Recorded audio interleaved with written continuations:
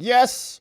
Hello, my beautiful friends. What an amazing day it is. Welcome back. Hopefully the post-election first primary night of the season day is unfolding beautifully well. We had some good news last night. Thank you to those who joined us for that mega stream. We've got more news to attend to today. The biggest fraudsters in the country thus far that we know of are now in even more hot water. We have a new bombshell report, according to the Oversight Committee, that has been released in advance of Keith Ellison, the AG from Minnesota, and Tim Walz, the so-called governor up there. They were in Congress today testifying, and so the committee dropped this big one. And as usual, in many cases, the cover-up is worse than the crime. And so the Tim Walz, Keith Ellison administrations were retaliating against the people who were calling out this fraud, and they could have stopped this a long time ago, but it served their interests, and so they kept it going. We've got all 50-something pages coming up, bunch of clips and reaction. Brandon Gill, Byron Donalds, many other great Congress people who were there holding these two to task today, all coming up in the first segment. Then we're turning our attention back to Colorado because we've got a little bit of interesting movement on the Tina Peters case. Of course, she was sentenced to 9 years in prison, and something interesting happened out there in Colorado. Another public official, just like Tina Peters was, also got convicted of very similar types of crimes, and she's only getting probation. So we'll zoom into that and ask ourselves, why these double standards of justice? A lot of it traces back to Jenna Griswold, who in our opinion is a big fat liar and was a part of the prosecution and the conviction and is now being called out by the local news. And this is a fun one because she's embellishing her record. And so it's going to be a beautiful stream. Very glad that you're with us. Thank you for joining us. Hopefully your week has been amazing and you're accomplishing everything, single thing you set your mind to. Confirming that the tubes are working and we're ready to rock and roll. Looks good. So let's get right to it.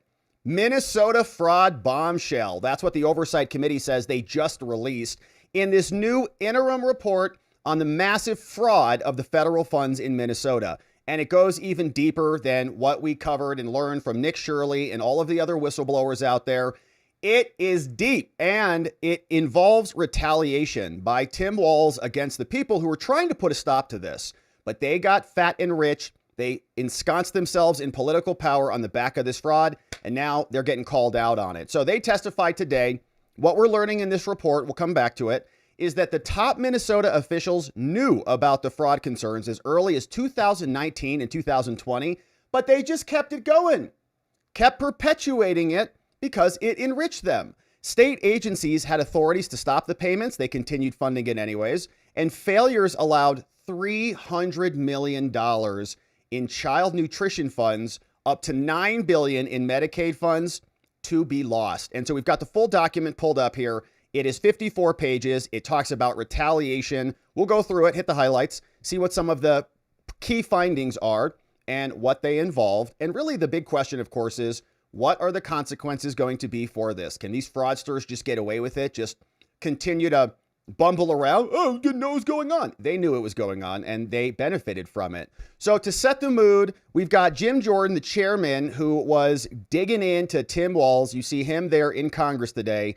And we'll go through some clips and some reaction from him, from Brandon Gill, from Byron Donalds, from some other great Congress people that were lacing in to these two, some of the biggest fraudsters in the entire country. Here was Jim Jordan today. And, whatever your Minnesota Star Tribune or whatever your paper is, this is the court speaking. First sentence, first 7 words. Due to inaccurate statements by the governor, Ramsey County District Court judge has issued and authorized this following news released. That's pretty straightforward. So the court's lying? I can't tell you, Congressman, but the interpretation somebody's lying because you can't say the court ordered you to restart the payments and then the court says we didn't order you to restart the payments. So either you're lying or the court's lying. And I'm just asking you, which one is it? Probably Tim. I just simply know what the attorneys at the agency believed, that it was a misinterpretation. Could I would note that those payments... Could it be payments... you were trying to hide behind the court, Governor? Could that maybe be the reason why you issued the statements you did and why the court had to do something you never see done before? They issue a press statement saying you're wrong. The governor is wrong. His statement is, their words, not mine, false. Answer. Could that be the reason? That was not the interpretation of the attorneys. And you know, court work, you can appeal those, Congressman, as you well know. I'm sure Is it all about politics, Governor? No, it's about taking care of our people, which Minnesota does better than anyone else. $3 million. The behavioral intervention program went from $3 million to $400 million in 5 years. The housing stabilization went from $2.6 million to $104 million. The integrated community supports went from $4.6 million. Bump those numbers up, and let's back that up a little bit. I think I started that late. The payments are restarted. Why didn't you tell the truth about why you restarted the payments?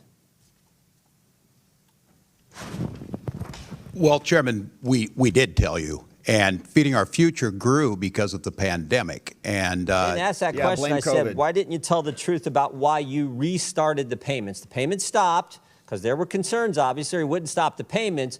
Then they're restarted a month later. What was the reason for restarting the payments? My understanding was the agency believed that the court had required them to make those payments. And that was false, wasn't it? You repeated that. You said that, didn't you? You said that's why the reason. You said the reason you restarted is because the court ordered you to do so. Is that right? I don't believe that is settled yet, to the best of my knowledge. Well, I think it is, because the court did something that I don't know if I've ever seen it. They issued a statement saying you were wrong in what you were saying. This is from the court. It says, Feeding Our Future versus Minnesota Department of Education, correcting reports and statements by Governor Tim Walz concerning orders issued by the court. Liar. Here's what the judge says. Governor Tim Walz told the media that the Minnesota Department of Education attempted in payments to FOF because of possible fraud, but that Judge Guthman ordered payments to continue in April 2021. Next sentence. That is false. Oh! So you said something that wasn't true. He further states this. Judge Guthman, the court says this. Judge Guthman Look at Tim's never face, by the way. ordered the Department of Education to resume payments to Feeding Our Future in April 2021 or at any other time. So I want to know, why didn't you tell the truth? Congressman, the attorneys at the Department of Education interpreted that differently. Both of those judges are no longer on the bench, and I think that interpretation. The very first sentence. The first 7 words. This is not some unnamed source talking to the New York Times. This is not some anonymous source talking to whatever your Minnesota Star Tribune or whatever your paper is. This is the court speaking. First sentence, first 7 words. Due to inaccurate statements by the governor, Ramsey County District Court judge has issued and authorized this following news release. That's pretty straightforward. So the court's lying? And unusual, too. I can't tell you, Congressman, but the interpretation somebody's lying. Somebody's lying, because Tim is lying, and he knows it. That's why he's sitting back there in his chair, kind of looking like that right there. Uh-oh. Doesn't look good. That's kind of, I'm busted. That's that face. And there's more to this because it's about retaliation. It's not just Tim sitting here playing dumb, like, oh, I didn't know what's going on. Different interpretations. They retaliated aggressively against anybody who was going to try to put a stop to the fraud. So we'll get into the report. Here's one more clip, courtesy of one representative called Rep. Fallon, saying that a lot of this was being inflated for many years, and they could have done something about it, but they were too busy grifting off the federal government and really all of us. Here is more from the hearing. Mr. Walz, do you believe the 70,000 strong Somali community as a whole has made a positive impact on your state? I do. So you'd be the opinion, fair to say, that the Somali community has successfully assimilated and is making Minnesota better? Yeah, I believe they're on that path. Yeah, yes. lots of leering. I'm just curious by what metric you'd come to that conclusion. I just looked at some hard data. And do you have any idea what percentage of the native-born Minnesotans, all races, live in poverty in your state right now? I don't have specifically. I'll share it with you. It's 8%. For the Somali community, it's 52%. How about receiving food stamps? I don't know. All right, I'll run it down with you. It's 7%, and then compared to 54% in the Somali community, and then this crap. don't have at least a high school diploma. For all Minnesotans, it's 5%. Somali community, it's 39%. One family member at least on Medicaid, it's 18% for Minnesota, 73% for the Somali community, and receiving welfare of some form, it's 21%. and that's 81% for the Somali community. Governor, do you happen to know what the percentage is of all those who have currently been charged in this staggering social services fraud scheme were native-born Minnesotans? What percentage? I do not have that. I think it was 85 out of 98, which comes out to 13% Minnesotan and 87% Somali Minnesotan. So I think this is an instance, perhaps, of where woke gets slapped by data. Governor, there's been billions stolen over 7+ years right under your nose, and really there's only two explanations. It's either you were in on it or you weren't smart enough to see it. It's either criminal negligence or wild incompetence. And the only way this kind of fraud can reach this scale is if there's people in power that are colluding and collaborating and willfully blinding themselves to the realities around them. And in oversight, when we do investigations, it's rare for us to have whistleblowers because they face retribution and punishment and resentment, and they can be ostracized, and it's difficult and it's uncomfortable, and sometimes it's even dangerous. So when we have when we're having an investigation and we have even a couple of whistleblowers, it's very valuable to us because they provide invaluable insight. Do you have any idea how many whistleblowers are working from Minnesota are working with the Oversight Committee?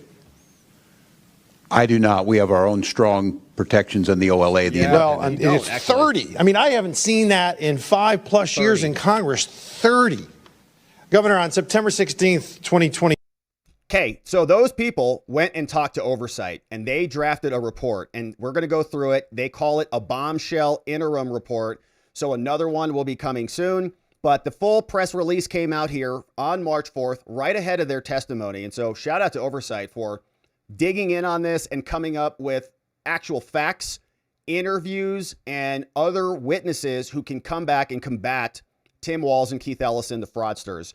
So the report reveals that they knew of rampant fraud. We've got witnesses who can come and testify to this, and hopefully those witnesses will be available at the criminal trials. Today, they're releasing an interim report called The Cost of Doing Nothing.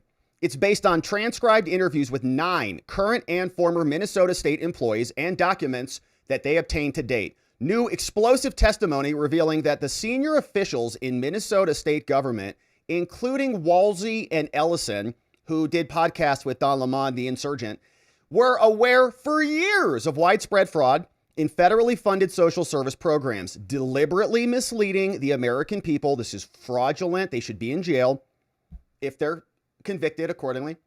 They possessed clear authority to do something about this, and they didn't. So shout out to Comer. Of course, this investigation has been going on a long time, and it remains ongoing. We're not done yet. And the full report is interesting. It talks about retaliation and more. Here is what it looks like. The cost of doing nothing.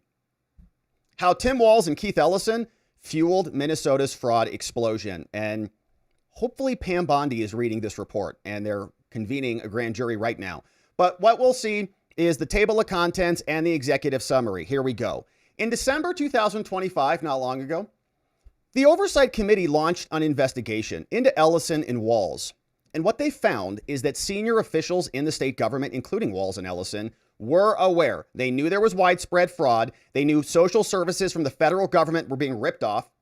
They possessed the legal authority to stop the payments, but they failed to act. And as a result, billions of American tax dollars were siphoned off to the fraudsters and the Somalis. Now, while the committee's investigation remains ongoing, what we're finding here, according to actual testimony and documents that we could hand off for prosecution, were fraud warnings. They went all the way up to senior levels of the Minnesota state government, and they didn't do anything about it.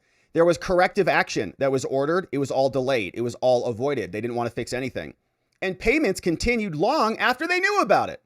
The committee has learned the following through its investigation. 1, senior officials in Tim's office and Ellison's office were aware of this as early as 2019.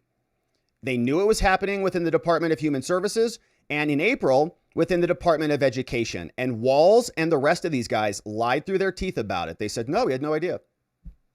There's fraud going on in Minnesota? You're kidding me. Minnesota state agencies had clear authority to suspend or stop these payments, but they didn't. In Feeding Our Future, they kept the money going out voluntarily, despite knowing about the fraud and the serious deficiencies. And there was, in fact, no court order to resume the payments that Tim Walz lied about. Litigation threats and fear of accusations of discrimination were repeatedly cited. Okay, they kept turning around and screaming at you. You don't want to be a racist, do you? You don't hate Somalians, do you? You're not a bigot, are you? Despite Walz's claims, law enforcement agencies, including the FBI, never directed them to continue payments because they're liars. They just wanted it to go out because they're getting the benefit of it. These failures allowed $300 million to get siphoned out of actual kids who need food and $9 billion in Medicaid-related funds. And it's always, the numbers are shocking. We throw numbers around like it ain't nothing, but these are massive amounts of money. Think about whatever business you're in and what it takes to earn $1 million. How much work you got to put in to earn $1 million. They gave out 300 of those to fraudsters. Another $9 billion on top of that. Now, the committee's findings raise serious concerns about this, and here's more. They launched this investigation back in December, and they sent formal requests to everybody saying, hey, we got some questions for you that we'd like to know about. On December 17, 2025, they responded. And they provided a limited set of documents. They produced a mixed set of 48 documents, email communications, many of which were duplicative, already had public information, just stalling out the investigation. Now, during its investigation, the Congress conducted transcribed interviews with 9 key current and former Minnesota state officials. All of these people, we got interview transcripts that are in this document, and we'll get into those and read those here coming up. But all these people, okay, Chris, former chief of staff to Tim Walz, former DHS commissioner, Shireen Gandhi, Eric Grumdahl, and DHS is human services. We think of it as Homeland Security, but we're talking about state fraud here, not the federal government. They did a bunch of transcribed interviews. Majority staff, the Republicans, asked questions over 36 hours and 46 minutes. And all of this can just be passed off. Remember what the January 6th committee did?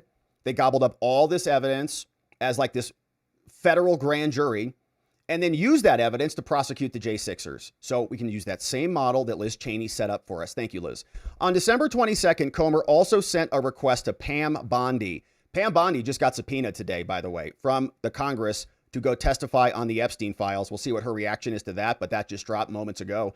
So she'll be testifying in Congress, and they also sent a letter to her.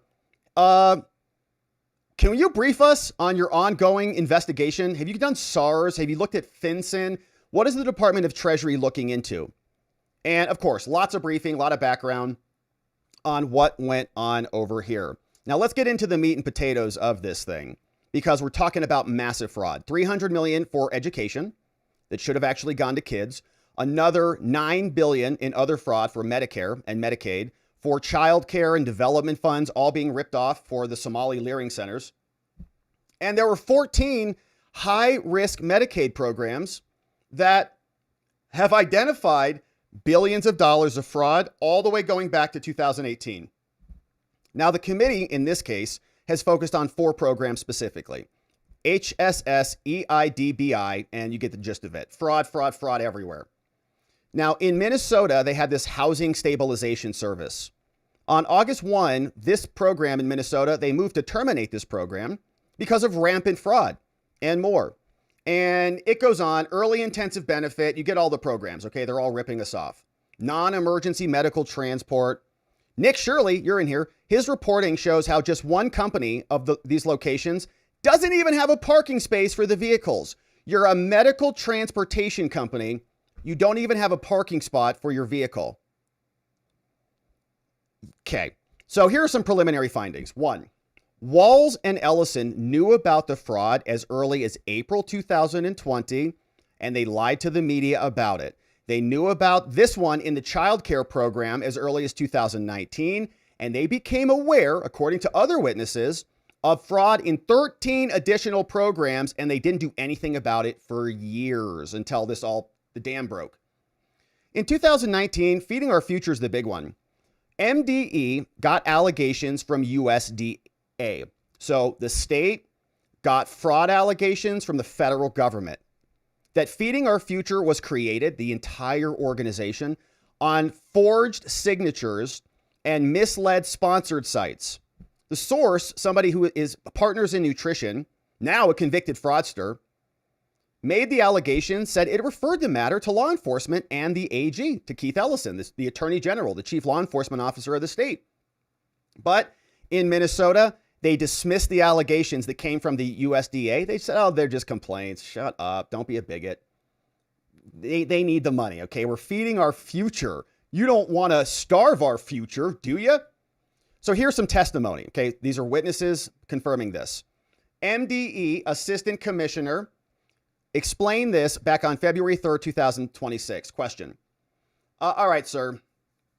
According to this report, we're seeing that you guys got a series of complaints about feeding our future, including allegations about unethical recruiting practices, kickbacks, theft, and forgery. Do you recall receiving these complaints about feeding our future? Yes. Okay, can you expand on that? So the complaints were coming from partners in nutrition. There wasn't any real evidence or any substance. It was just complaints. When we asked for more information, or when we asked our staff for more information, my understanding is it really wasn't given to them. So there wasn't anything actionable other than just accusations. Okay. So these sounded like, pretty serious allegations that may potentially suggest fraud, asks Congress. Could you explain I know you just mentioned that your staff didn't get any information back when they looked into those complaints, but did your staff take any other steps to investigate those complaints at all? Like to go find your own evidence since it's your state and your program? Did you guys do that? Not that I'm aware of, other than attempting to get in for more information from the feds. Of course, there would have been a routine, like a monitoring process that they would have been subject to. But aside from those things, I don't believe that there was any additional investigation about that at all. Now, this guy is Commissioner Darren Corte. He testified to Congress that Governor Walz's office knew that they had concerns all the way back in April 2020. Also testified that the Attorney General's office was notified at the same time. Walz originally stated that he was verbally briefed about this back in late April or early May 2020. He said very early in the program, but then he walked that timeline back to November 2020 when Feeding Our Future sued them. Okay, so the fraudsters sue the government and they say, you're investigating us for fraud? You're not allowed to look at us. Here's more testimony from Darren Corte. All right, Darren, this is Congress speaking. Do you know if Tim Walz or his staff were briefed by anybody in Minnesota at the first time that this draft lawsuit was received? He says, yes. So I would have in those regular meetings with the education policy advisor and their lawyer, I would have briefed them on a potential lawsuit. Okay. Did Keith Ellison in his office take over the discussions with Feeding Our Future after the draft lawsuit was served? So they said, we're about to sue you unless you turn the money back on. I don't think so, at least not right away. I notified the assistant AG that worked with us, but I don't think that they fully turned over any communications either. So, okay. So if you remember, Darren, would those briefings with Commissioner Ricker or with the governor's office, would those have been pretty soon after receiving the lawsuit threat in April 28, 2020? Well, that's possible. Yeah. It's possible that I just said, hey, I need time to talk about this right now. I can't wait until our next update. But if our next update was like the same day or the day after, or maybe I would have waited, I can't recall. But yeah, it's definitely something that would have risen to the levels of like, hey, I need a separate meeting on this because we're about to get sued by this company. So MDE was having regular discussions about this. They knew about the irregularities as early as May and just kept it going. MDE contacted the USDA, the Office of the Inspector General, late 2020 with concerns, but the OIG did not respond to them. Late 2020. Emily Honer blamed the USDA OIG's lack of response and intervention, making Feeding Our Future feel emboldened to continue to commit fraud. They said nobody's even looking into this. So here's another program director of MDE, Emily Honer. She testified to Congress. They asked her a question. Emily, I do want to return to USDA IG Inspector General. Now, you mentioned last hour that you felt like the OIG's response was basically absent. Curious, do you want to elaborate on that? Yeah, sure. So again, in October-November timeframe of 2020 is when the formal complaint was made, which is following another program and other regulations. When you have concerns, we've used our tools. The next step is to report this back to the IG. So we did that and we didn't hear back. But the Office of the Inspector General was investigating another case. And I became in a meeting with them in November, December, the timeframe. I took the opportunity to again tell my concerns and share information with them. And I continued to email with them, both on the case that they were investigating and about other things. Okay, thank you, Emily. Do you think that the USDA's failure to respond to your questions in a timely manner accelerated the fraud? Yes, I do. Oh, how so? Well, because the USDA and the OIG are supposed to be our final stop when we've used all of our tools. And for that to fail, not only allowed Feeding Our Future to continue, but in matters of the lawsuit that they had against us and USDA was refusing to provide support, It accelerated them in feeling that they were incredibly powerful. They make a lawsuit threat and the government just stands down. Now, after Minnesota found a serious deficiency in March 2021, MDE then placed a stop pay order on Feeding Our Future. No more money. Darren Corte confirmed that Minnesota had the authority to place a stop pay order on this without USDA approval, but Minnesota, due to their fear of being taken to court, the fraudsters will sue you to turn the money back on. They resumed the payments again, April 30th, 2021. Here you go. Keep going on the fraud. All right, Darren. Just to clarify, there would have been no way for MDE to unilaterally make a decision on Feeding Our Future. He says, well, no, I think we could have. We could unilaterally make that decision, but we just knew with them, Feeding Our Future, it was going to end up in court and had the potential to be overturned. But that is to say, we don't need their approval to proceed with termination. That's my understanding of how it works. So they knew, they let it go on. They didn't want to go to court about it. So then we get to DHS, Department of Human Services. The Walz administration knew about the fraud in these two programs, childcare, non-emergency transportation, early 2019. In his interview, former DHS commissioner called Tony also said he was communicating with Tim Walz's chief of staff called Chris Schmitter about these concerns all the way back in 2019. Question for Tony, former DHS commissioner. All right, moving on here, Tony. You said earlier that you had communicated with Tim Walz's chief of staff. Yeah. What were the nature of those communications with him? Well, primarily updates on the budget and after crafting the budget, proposed budget and all the things. Okay. Budget aside, during that time, did you have any communications with Tim Walz's chief of staff about fraud with any of these programs, transportation or childcare? He says, well, to the extent we were working on the program integrity issues, yeah, I was communicating with the chief of staff about proper oversight. Okay, and when was that? 2019? Yeah, that would have been 2019, yes. Do you know if Tim Walz's chief of staff, Tim Schmitter, then briefed the governor or passed along any information about this? Well, I can't speak to that. I wasn't there. In your experience as DHS commissioner and based on what you observed during the time in the role, would you say the concerns about fraud or program integrity at that level would likely have been brought to the governor's attention? Well, I would say you're asking me to speculate. Yeah, we are. But yeah, I would say, yeah, it was likely. Yeah, probably. Because fraud, like billions of dollars of fraud. So he probably would have known about that. So he can come in and testify to that. Now, another one also testified that Walz knew about the budget, right? And a part of your budget is being stolen. You're going to talk about that. That this would not pass, the budget would not pass if we didn't address the fraud. So they're debating this back in 2019 and just making the decision, political decision, we're not going to address it. Here's more from Tony. Did you ever communicate with Tim Walz or his chief of staff about how serious it would be, the severity of needing to address this in order to get the budget passed? You have to, it's a financial conversation. Did the fraud conversation come into this? You're asking about during my time? Yeah. He said, well, there was broad awareness that in order to get a budget through the legislature, these issues needed to have broad bipartisan agreement, that we have the tools and authority needed to run the programs and avoid the fraud. So yeah, and the legislature probably is rubber stamping a lot of this because many of them represent the Somalis. Since 2019, DHS in Minnesota has had the authority to stop payments, but they were never ordered by law enforcement to continue payments to an entity that's being investigated. More from Tony. Was there anything preventing you from addressing fraud?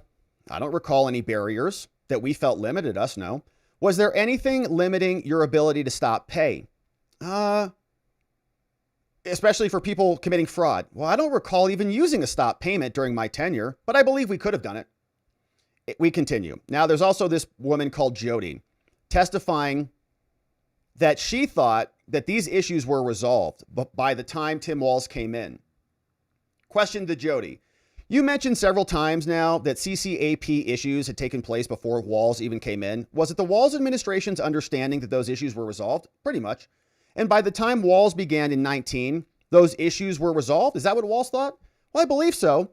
There was one follow-up legislative audit report that confirmed that they were during the Walz administration, saying that they had concerns about the program in 2023. She knew they needed to do more site visits. And in 2023, you hired Connolly and you caught him up to speed, right? You talked about going after this organization that was ripping us off. Yeah. Did you just say more site visits, or were there other areas that you wanted to investigate? She says, no, I think when he came on board, we were deep in the middle of the discussion of feeding our future and all their issues. And it was after that we finished that we decided to turn our attention to another program, the EIDBI providers. Now, only after public criticism that no one in the Walz administration had been fired for how they've handled this, then Walz came out and he said, we fired people that weren't doing their jobs. But in a transcribed interview, the governor's chief of staff from January 19 to October 2025 could not recall whether the governor had fired any agency commissioner for fraud. So Walz is a liar. Interestingly, they say, his chief of staff acted like he didn't even understand the simple question in its common usage. What? Fired for fraud? Yeah, he's like Mark Elias during the Michael Sussman trial. I don't understand. I don't recall. I don't know. Here it goes saying, hey, chief of staff, for Tim, during your tenure at all, did Walz fire any commissioners for fraud, for their handling of the fraud because they were enabling it? He says, I don't know. Say more about what you mean by handling of fraud. I go, okay, moron. During your tenure, did Governor Walz once again fire a commissioner because he was displeased with their handling of fraud? Oh, wow, that's complicated for me. I mean, I described earlier, lawyer chimes in. Do you know what she's asking you? No, I don't. Okay, what part of my question do you not understand? Tim Walz, chief of staff. Well, it's the handling of the fraud piece earlier that I mentioned. What do you mean by that? Okay, let me explain it to you. You mentioned earlier that there were some discussions about commissioners needing to be more aggressive when it came to handling fraud, that they needed to, put more practices in place to stop it because that's like their entire job. To your knowledge and during your tenure as Governor Walz's chief of staff, did he fire a commissioner for not being aggressive enough in combating fraud? Yes or no? Well, I think that what I described, we, for instance, as an example, with Commissioner Harpstead, like I said earlier, came to the right result. Like, I think it was right to have a focused conversation about what was needed at the agency and for her to make the decision to leave.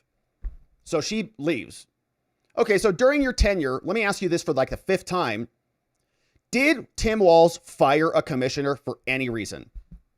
Well, what we talked about earlier about Mary Ricker, and then, when the governor was reelected, he also had to make a decision about whether to ask people to stay on. And so that was a point where we could kind of assess performance and decide who could stay on into a second term. Okay, Chris, for the love of God, during your tenure as chief of staff, you're saying, yes, Tim Walz did fire commissioners? I guess that's, and maybe I'm sort of struggling with the firing. We absolutely had commissioners leave, and sometimes that was for performance. That is true. Or we just chose not to reappoint them. Okay, thank you. So really the answer is basically no. He didn't fire anybody. Tim Walz came out, said he did fire people. He obviously didn't. He's a liar. Another finding from more interviews. Now they learned that Minnesota had authority to terminate the funds, but they chose not to because they were too scared of the fraudsters. Like, what kind of insanity is this? In response to questions about the validity of invoices in April 2020, Feeding Our Future, their now convicted founder and executive director called Amy Bach, threatened Minnesota with a lawsuit. She said, "You bigots, this is racially discriminatory. We need billions."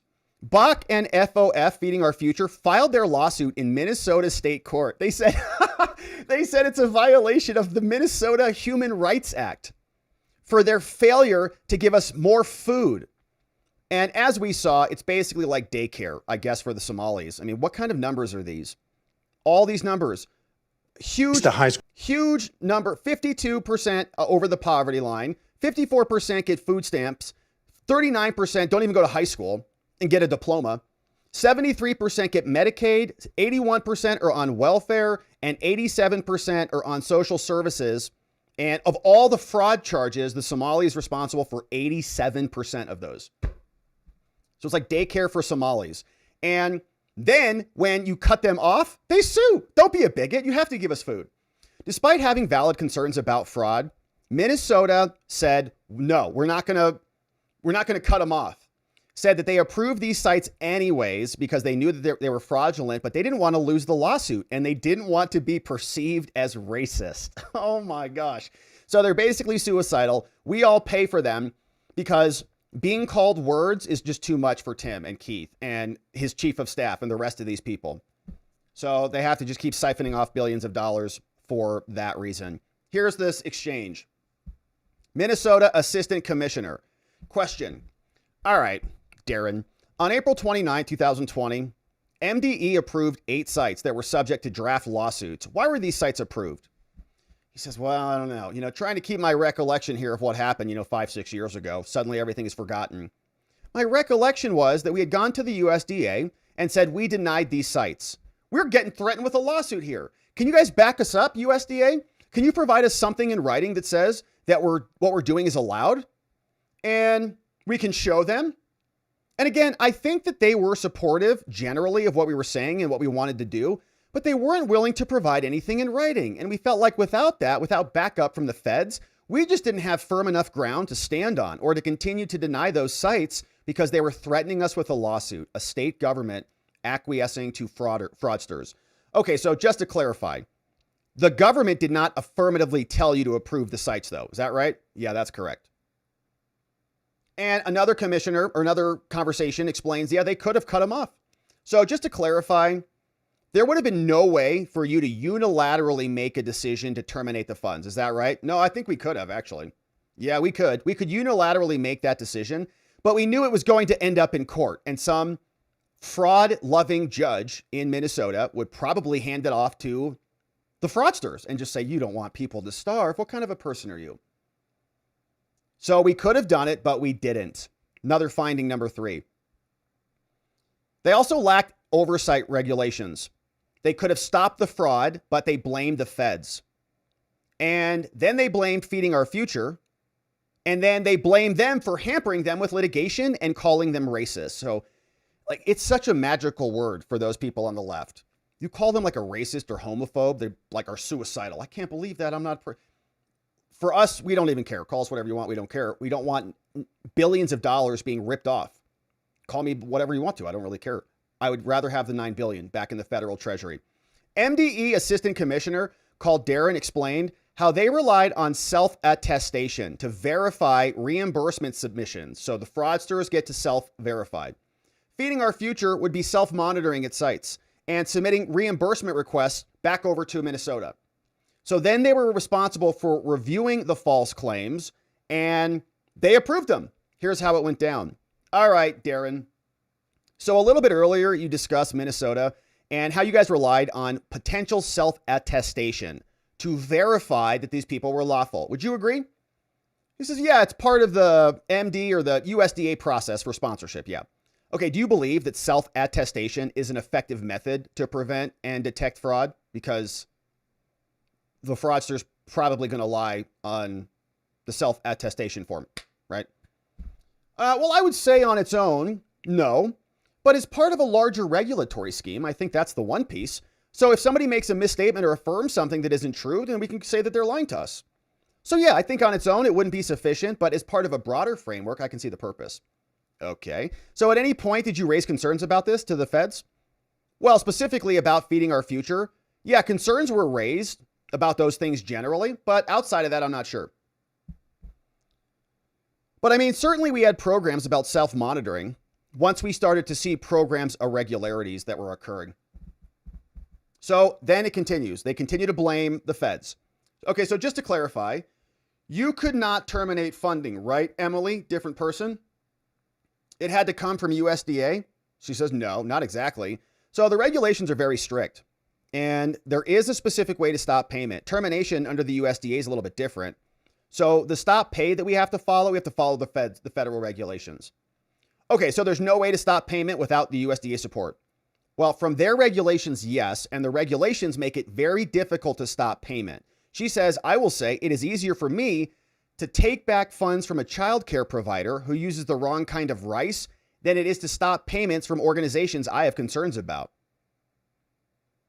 Now, the Office of the Legislative Auditor confirmed that there was a lawsuit that was initiated. Minnesota had initially denied Feeding Our Future's enrollment all the way back in 2017 because they lacked financial viability. It was, a fraudulent organization. Because of the ruling in a separate case, MDE felt they didn't have authority to deny their enrollment in this program. But this lawsuit was not precedential. They're using another lawsuit to say we have to accept them now. Assistant Commissioner Corte also testified that the feds told Minnesota it was supportive of their determination when they made a prior finding in 2017 that they lacked financial viability. Question to Darren. And was the USDA at all responsive to your concerns about feeding our future? Yes. So for Partners in Nutrition, they were supportive of our position about financial viability. They said, yeah, you guys can make decisions about that, so you don't need to accept them. Another one from Ricker. Is anybody trained to investigate fraud in Minnesota? Mary Catherine Ricker had a depot or an interview February 5th this year. Mary, could you provide an example of a complaint or allegation that would have caused MDE to investigate feeding our future? Like, what would have gotten you guys off your butts to go do something? Witness lawyer says, do you have a hypothetical you can give her to help her explain this? Well, she says, what do you mean by investigate? She says, people, when I think about it, I think of the staff in Minnesota, not just for nutrition, but staff in like the library system and the charter program and others. They're trained to carry out programs. I don't know that anyone was trained to investigate programs or identify fraud at all. Just let it go. Number 4, contrary to reports from Tim Walz in the media, no court in Minnesota, and we just heard Jim Jordan talking about this, no court ever ordered the payments to resume. After a brief stop order was placed in March 21, Minnesota voluntarily resumed the payments 1 month later, April 2021. They were well aware taxpayer dollars were being stolen and going to fraud, but they kept them going until January 2022, and law enforcement never told anybody to keep the payments going. Here is part of the exchange. Emily Honer. Okay, Emily. So on April 13th, 2021, Feeding Our Future filed another motion in court. Were you familiar with the second phase of this lawsuit around this time? Not that I can remember, but I feel like I was involved with the lawsuit, but I don't remember. Do you know if the MDE's decision, do you know about it to stop payment, like they cut off the funds? Not that I can remember, but it could have been because of the time frames a long time ago. Okay, do you remember if the judge actually issued a final ruling in that case? The judge. And I just want to clarify, if you're still speaking to the stop pay issue, right? Is that right? Yes. So it's my understanding that the judge did not make a final ruling on stop pay. And with the stop pay, the court determined that that was actually outside of your jurisdiction. Does that sound right? That sounds right. Now, another commissioner, Corte, the one we've been following, also testified that while they had concerns about Feeding Our Future, they decided to wait for the FBI to announce charges against them before terminating their participation as a sponsor in these federal nutrition programs. Question. All right, I'll ask another one, Darren. So after Minnesota told the feds that Feeding Our Future should be terminated, you guys said we should cut them off. What was the federal government's response? This guy once again, well, I guess it depends on what time frame was, because, for a long time, it was just raising concerns, and trying to figure out what parameters, how do we slow down the growth of their program? But then once it got to the point that we knew the FBI was involved, we knew that the U.S. Attorney's Office was involved. Any move to terminate them at that point would have jeopardized the investigation. So we have to allow the fraud to continue because the FBI is investigating it. And so we were basically waiting and saying okay, so the FBI is going to come in. They're going to have search warrants. We're going to have the evidence that need to shut them down. And we didn't know if that was going to happen in 2 weeks or 2 months. And so it ended up being 8 months, and they just kept stealing that money. So, in terms of termination, we didn't really get to that part of the conversation until after the search warrants were issued. Now, during that 8-month period, guess how much money they shelled out to the literal fraudsters that they knew were being investigated? Hundreds of millions of dollars, okay?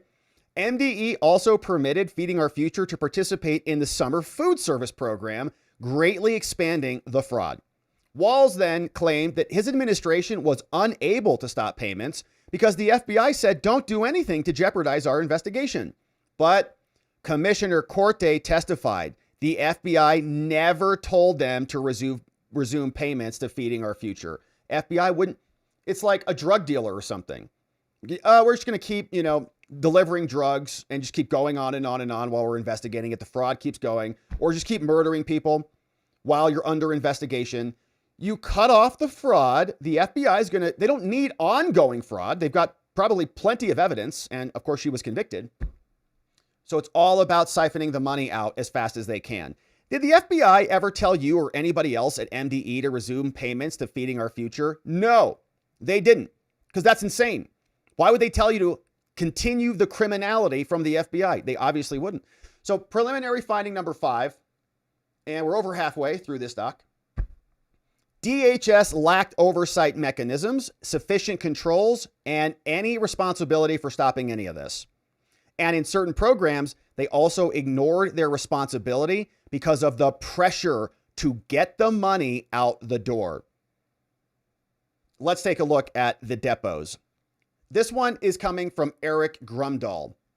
Eric, were there any examples of these entities that were submitting this plan being connected to the same entities that would provide housing for these people? He says, well, under Medicaid regs in general, there's different ways we analyze these things. And there are exceptions in places where there simply aren't 2 providers. And I think part of the analysis of the program has been, which one of the vectors caused the problems? Okay, so did Minnesota, they did authorize specific areas, these verifying entities who were providing housing service, they validated them. Yeah, it was. I would say that's a limited. Well, I don't know the total number of cases where that happened, but that was a small percentage of the total program. Do you know where these communities, these entities operated?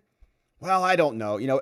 I suspect it's, to some degree statewide, but I don't know how extensive it is. Then Grumdahl testified that he had conversations about integrity concerns about these programs. Question: do you remember when the first conversation would have occurred about fraud in these programs? Would that have been in 2022? He said, well, I wouldn't feel confident pinning it to. Well, I know it started August of 22.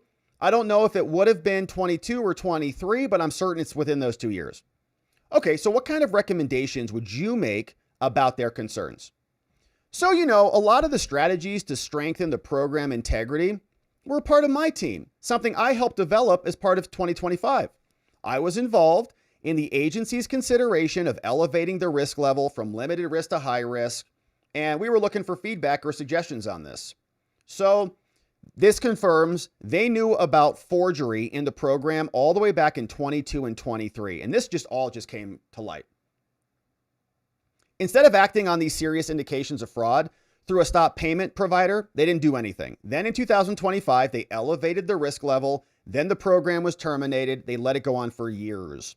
Eric, can you provide examples of some of those early concerns that you were raising to your superiors back in 22 or 23? Sure. In any role that you had. Sure. Yeah, this would likely have been in my initial role. I think as we heard concerns about specific providers, they were submitting claims that didn't, or were submitting, we wanted more visibility into it. I remember one instance, I don't remember the exact timing, but I remember one instance where my team had identified some irregularities in the paperwork that looked like they were forged. And so those would be the kind of things that, in addition to the report from the OIG, I imagine that, and I briefed Commissioner Harpstead about that, but I don't remember a specific conversation or the timing. That's the kind of thing that I would lift up just as an example, though. What were some of those irregularities that you were seeing on the paperwork? Signatures validating somebody's needs that didn't appear to kind of align with what would have been possible for those signatures to have completed. Now, I don't want to get into too many details about it, but it's an ongoing area of investigation.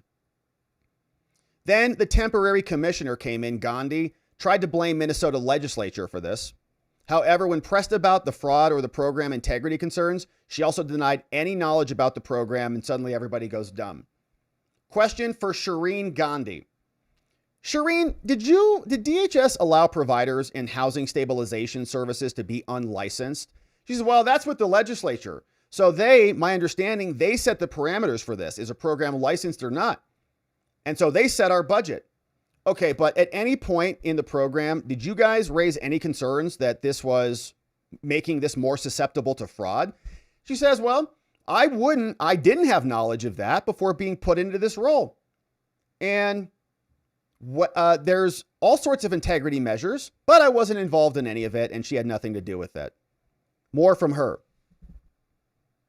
They say, okay, the first charge brought by the U.S. Attorney's Office in Minnesota for this program said that they ran an organization and provided services to autistic kids.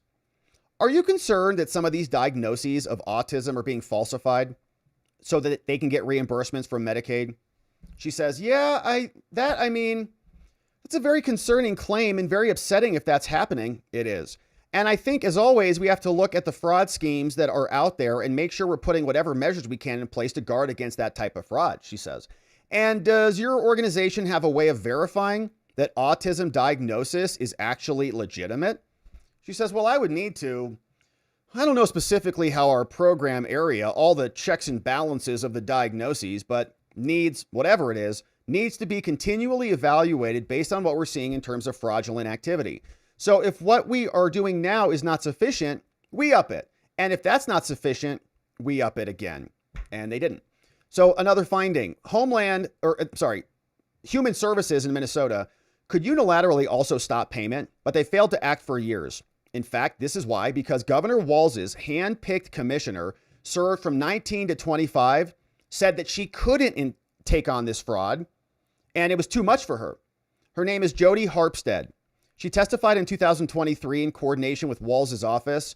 She says that they decided to cut off all funding for individuals indicted in Feeding Our Future, even though they didn't discover evidence that they had been defrauding the program. Question for her. Tim Walz's hand-picked commissioner called Jody. All right, Jody, I want to take a step back here. Now, earlier, you had mentioned that there were, to your understanding, some sort of connections between Feeding Our Future, the indictments, and other programs that you monitor. Can you generally describe what the situation looked like and what happened? She says, sure. After Feeding Our Future happened, it's like just, like a lightning strike or something, we wanted to make sure we understood whether there was any connection between people indicted. And what we found is that there were people who were providing services who had been indicted. So we went through all the court records from Feeding Our Future and the AG. We looked at every child care program, every Medicare dollar, every grant, and more. We found zero fraud in DHS by the people that had been indicted. But because of the preponderance of evidence of court records, we did not disqualify those individuals from working in our programs for 15 years, and we stopped payment in some of the organizations, saying that they could actually stop the fraud. Are you aware of anything that prevented you guys from stopping payment? No, I'm not aware of anything. Were there any steps that you would take to do that? Well, no, that resides with the Inspector General. Okay, could the commissioner veto any decision from the Inspector General? She says, well, the authority actually rests with the commissioner, as it is in statute right now, but I have given a delegation to them to make that decision. And I was just doing what everybody else was doing. So she says, I wasn't even making these decisions. I was trying to pass it off to somebody else, like everyone else did. Now, she confirmed they had only made $50 million in Medicaid recovery, so billions stolen. What do the recoveries look like for this program? Well, I don't know what recoveries look like. I know over the past 5 years, we have about $50 million in recoveries across numerous programs. So all the rest of it gone. 300 million, 9 billion stolen. In February 26, the DOJ this year charged the 79th defendant in the Feeding Our Future fraud scheme. 79 fraudsters. They couldn't find any of them. This defendant operated a child care license center and became a sponsor, got $850,000 in just a couple months, December 20 to July 21, spent only a fraction of that on child care. They also got $3.67 million in 2025 alone. Insane numbers. Now, they also passed the buck. Nobody wanted to be responsible for this. This woman felt she did not feel qualified to take on the fraud. Question for Eric, a commissioner, assistant commissioner. Were you aware of any instances of providers traveling from other states to Minnesota to participate in the program? Well, not prior to the recent coverage of that. What's your knowledge of the recent coverage? Well, I'm aware of 2 people. They came in from Philadelphia. They've been charged and they pleaded guilty to fraud. Yeah, so that's what we're talking about. That's the same thing. So did you know about that? So again, when my team and other entities managed care organizations, DHS, the fraud hotline, is available for anybody. And so when those reports go in, the process of having them be investigated is really handled within the Office of the Inspector General, not something that I even touch. Nobody wants to be involved in it. Question for Jody, handpicked. Did anyone in the governor's office or Tim Walz himself tell you or brief you about the fraud? No, I think I got the story mostly from the commissioner. Who was that? Chuck Johnson. And what did Chuck tell you about this? He said, well, there had been some fraud and that there was a process that they went through and they took care of it. They cleaned it up. All the fraud's taken care of. Okay. So during your tenure, are you aware of any actions that they did actually take to stop the fraud? No, not specifically. There may have been specific providers that they dealt with, but the more recent things that I'm seeing in the newspaper, none of that happened while I was there. So public discussion just didn't happen while I was there. Nobody wanted to talk about it. Did you receive any reports from the OIG's office or from Chuck Johnson or his replacement about any of the investigations that had been opened? No. Now, she also denied knowledge about a tip line. This allowed her to point at DHS deputy director for her failure. And again, she's pointing the finger at somebody else because these are all cowards. Was there a hotline or tip line for the OIG office? Well, I'm not sure. I don't know. I know they got a lot of tips, but I don't know if there was any specific location. So during your time as commissioner, you were never aware of an OIG hotline or tip line? No, I just heard about a lot of tips. Okay, but within your office, Chuck Johnson would have reported those tips to you, right? Like somebody's in charge of that tip line. Do you just have a fake phone number and people just leave messages? Who's in charge? You said Chuck Johnson? So he gets all those tips. Would he have talked to you? Not usually. They just took care of them most of the time. So how did you hear about a lot of tips then? Well, sometimes when something got to be a big deal and they were going to ask me about it at the legislature or whatever, they would give me a briefing on the whole thing. And all it started with this tip that we got. And then that's how that I got it. Then, of course, Gandhi now is blaming Oversight and other failures. Okay, well, who answers the fraud tip line? Do you know? Gandhi says, I know the office that answers it. We have two. One is answered by the Office of the Inspector General, and the other is answered by the Internal Audit Division. And to my knowledge, both functions have a way for people to report concerns. Okay. Do you know if those tip lines are recorded? Are they erased? How does that work? I don't know. Who would know? The Office of the Inspector General, probably. The Internal Auditor, if you're asking about that line. Well, do you know whether those calls are verified by an independent third party? I'm not even clear on the question. Does anyone outside of your office listen to the calls on the tip line? I'm not aware if that's a general practice, if that's your question. I mean, currently our OIG is working with an outside vendor on tip line backlog in the process. Okay, so is that the tip line backlog? Is that something you encountered when you stepped into your role? Well, it's something I became aware of. Something you became aware of. What did you learn about this tip line backlog when you stepped into your role? Well, I learned that there was a tip line and that the team reviews and screens tips on those to find the most actionable first, and that they are working on clearing the backlog because there's a lot of fraud and putting improved processes in place to handle the volume of calls and tips that they get about the fraud. She resigned February 25. She said, I can't lead an agency that's focused on fraud. It's too much for me. So why did you leave? Well, I decided to leave after we had given the governor the fraud package for his budget. It was clear that we were going to need to turn more attention to this issue. I talked to the governor's team one day and said that I'm not sure I'm the best person for this. I did not have a background in fraud. I'm not a lawyer. It wasn't my background or my career. I just want to give people money and make them happy. And I had been hired to be able to manage a large organization and innovation. And we're getting into a space that is not my forte. And so I left, or actually got out of the blast zone. And then I thought about it longer and finally decided that I had to leave, and she left. Then we get to number 8. Whistleblowers got retaliated against. They claim they experienced retaliation. So it's not just that they're a bunch of idiots. Everybody's pointing their fingers at each other because no one wants to be responsible. It's a giant bureaucracy in action with really no repercussions for stealing and all the incentive to steal.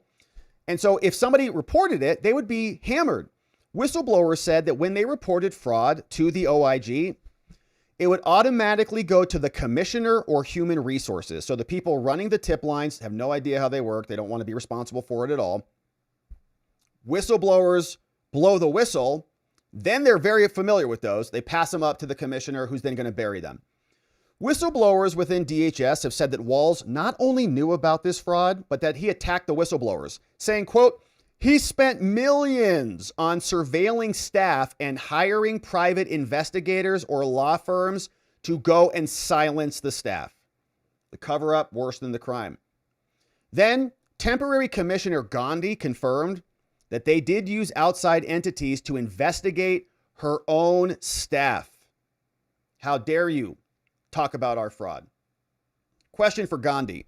Okay, well, I guess we can ask about, does DHS investigate employees in any other context aside from HR investigations? I don't think so.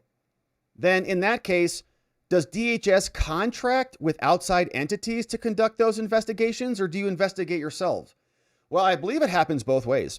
Are you aware of DHS hiring any outside law firms to investigate employees? Well, whether the outside investigators are attorneys or not, they may be, but I don't know. Now, dozens of whistleblowers, look at this, have reported that they were told not to say anything about the fraud, because if you do, you're going to be called a racist. You're going to be called Islamophobic, or that it would hurt the state. You don't want to be an Islamophobe, do you? No. Okay, so just continue to pay to have your money siphoned off by the Somalis. While the Minnesota Fraud Committee has been frank that the vast majority of the fraud has been committed by members of the Somali community, some of their best whistleblowers are from the Somali community. You don't want to be too prejudicial. Not all Somalis are fraudsters. In fact, there are some good Somalis. And they blew the whistle. But then they probably were called racist and Islamophobic too. Because, even though they're Somali, they're breaking from their people. And we appreciate that, by the way. We appreciate communities who actually will rise up and speak out about their communities and call them out. But that is a very rare thing. Most of the communities circle the wagons, protect each other against everybody else. Critics have highlighted the mainstream local media and avoided holding elected officials accountable for this because they did not want to be called racist. The Minnesota Star Tribune, the largest newspaper in the state, has been particularly hesitant to call out Walz and Ellison for enabling this fraud. The Star Tribune CEO, called Steve Grove, previously served in Walz's administration as a former commissioner, one big disgusting incestuous family that we're not a part of. So why would the free press, which is supposed to act as a check on power, not want to call out Tim Walz? Oh, well, it's because he used to work for him. Saying that Steve Grove previously served in there, and that's a cabinet level governor appointed position. So now the Star Tribune is on board. National mainstream media has also sought to attack Nick Shirley and his viral video highlighting daycare fraud. And Nick Shirley got hammered by the fraud enablers. Then temporary Commissioner Gandhi confirmed whistleblower reports that they would regularly check in with employees who reported fraud. So, hey, just want you to come by HR again. Yeah, anything else to complain about? I hope not, because you're going to come back here next week if you do. Meetings, meetings, and meetings to monitor the fraud claims. Question and answer. Answer from Gandhi. Of an employee that I met with about fraud concerns, yeah, I'm aware of Faye Bernstein, who did report fraud concerns. Shout out to Faye Bernstein, and interacted with her after the fact. Now, I did not have direct interaction with her when she initially reported the concern. Okay, when was the fraud report? Sometime when I was chief compliance officer, so probably 2018, 2019. And what was the nature of you meeting with Bernstein, the whistleblower? Were you asked to do this, or do you recall? Did you do that on your own? Well, what I recall, this is some time ago, but what I recall is that when Faye was coming back from investigatory leave, she came into the contracts and the legal compliance division. I welcomed the additional staff because our contracts and compliance division were already stretched thin. Then she came in and shared concerns with me that she felt were still not resolved. So I took each of those concerns and worked them through to the end. I shared with her what I learned every step of the way. And each matter was addressed or taken to its natural conclusion. What were some of those concerns? I knew you were going to ask me that. And suddenly, I can't recall exactly. Oh, man.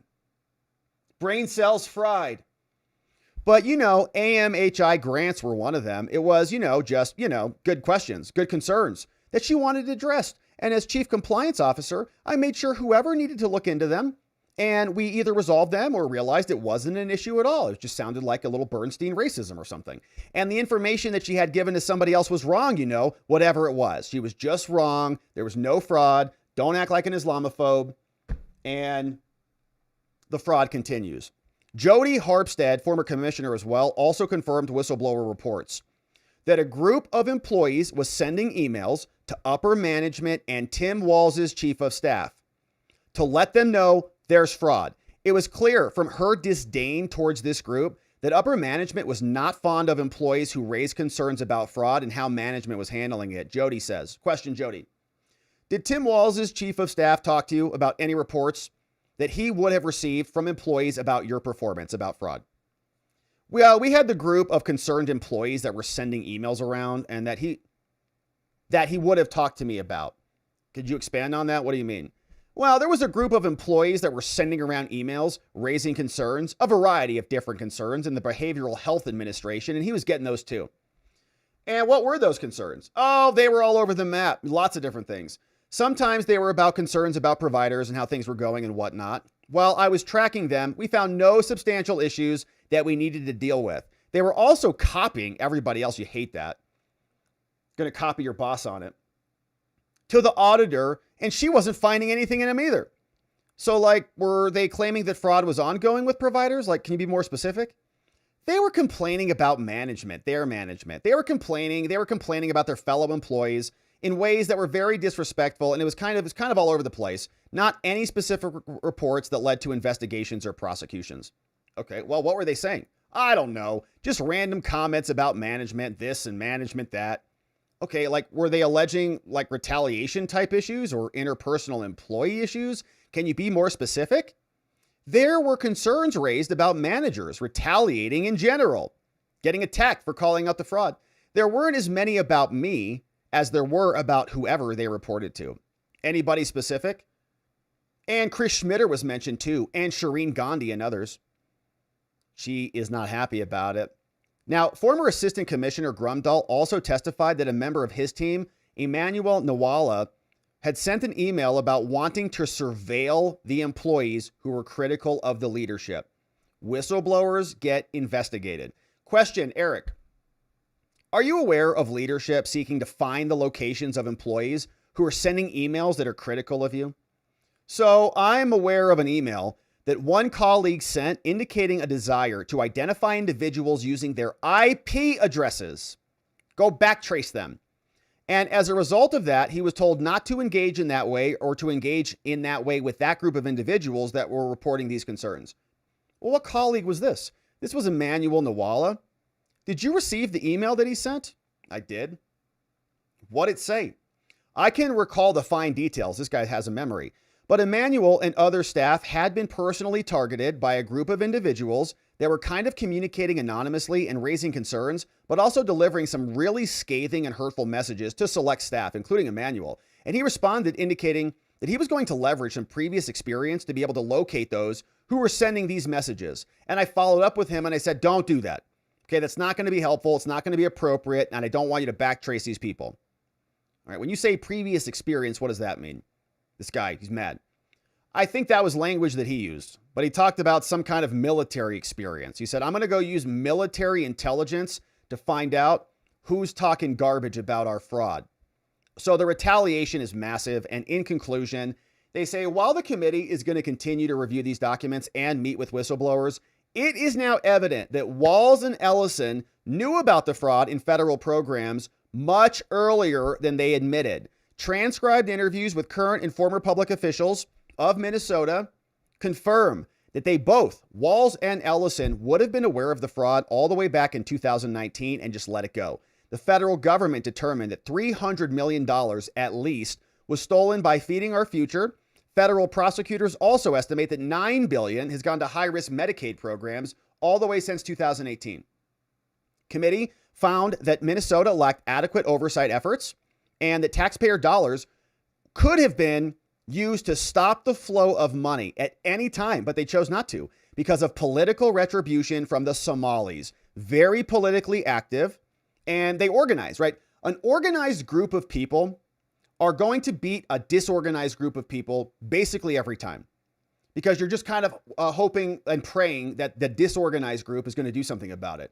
So any small enclave that is active, and they can maneuver that force, that political power, is going to win. And they did it to the effect of tens of billions of dollars. Further efforts at the federal level are necessary to prevent this massive fraud. And here is more of the appendix about all the documents that they got. Great report. It was known. It was allowed. They were nudging people to ignore it, lest they be called racist, Islamophobic. The Somalis were threatening to sue them. And they said, well, we don't want to go to court over this, so we have to let the fraud go on. Everybody's pointing their fingers at everybody else. And then when the whistleblowers were blowing the whistle, they retaliated against them. Many people deserve to be in jail for this, and we hope that the investigation is ongoing. But back to the hearing that occurred today. More from whistleblowers. Congressman Brandon Gill, who just won his primary out there in Texas, he says that whistleblowers say that Tim Walz unleashed nearly unbearable retaliation. That's exactly how massive fraud against hardworking taxpayers was allowed to flourish. Here is Congressman Brandon Gill from the Oversight Committee hearing with Tim Walz and Keith Ellison, the fraudsters. Faye Bernstein, who, again, has stated that she is a Democrat, she's only ever voted Democrat, says that she was subjected to, quote, a smear campaign for trying to make leadership aware of illegal contracting practices. Why do you think that happened? I can't speak to that, Congressman, because we don't do it. You just don't. You don't know anything. I do know that we don't. We have strong whistleblower protections, and I can't speak. That's not what the whistleblowers are saying. According to another report, quote, there's just a continuous effort to stifle you, to shut you up, and it's impossible to overcome. Your administration's response to whistleblowers has also been described as, quote, nearly unbearable retaliation. We've heard claims that, quote, they've been denied vacations, promotions, and that it's hurt people's careers to speak out against fraud. Do you think that that had something to do with the prevalence of fraud in your administration?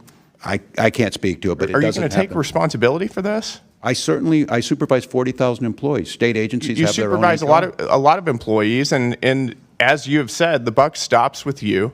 And your administration has treated whistleblowers like absolute dirt, and that's a big reason why we've seen so much of our hard-earned tax dollars defrauded. We're all Brandon Gill now. We're sick of the fraud, man. And we want it to stop. We really appreciate Brandon Gill. Congratulations to him and his new victory in the primary. It's not a bad look. I kind of like it. So the whistleblowers got retaliated against, and the fraud was allowed to flourish. Completely unacceptable. And here's more from the hearing. You can see this is Rep. Perry digging into Tim Walz. And here is how that sounded from the hearing today. Let me make the connection for you. According to the Secretary of Transportation, 1/3 of Minnesota's non-domiciled commercial driver's licenses were issued illegally. Do you have a video ready to play for me? Can you play it now? This is what happens, Mr. Governor. This is what happens when you issue driver's licenses to people illegally. He is on the northbound lanes of 61 going the wrong way.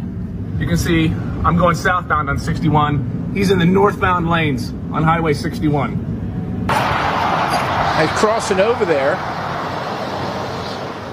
And thank God, I don't know how much that thing weighs, 60, 80,000 pounds, 60 miles an hour. 18-wheeler. You can cut the video.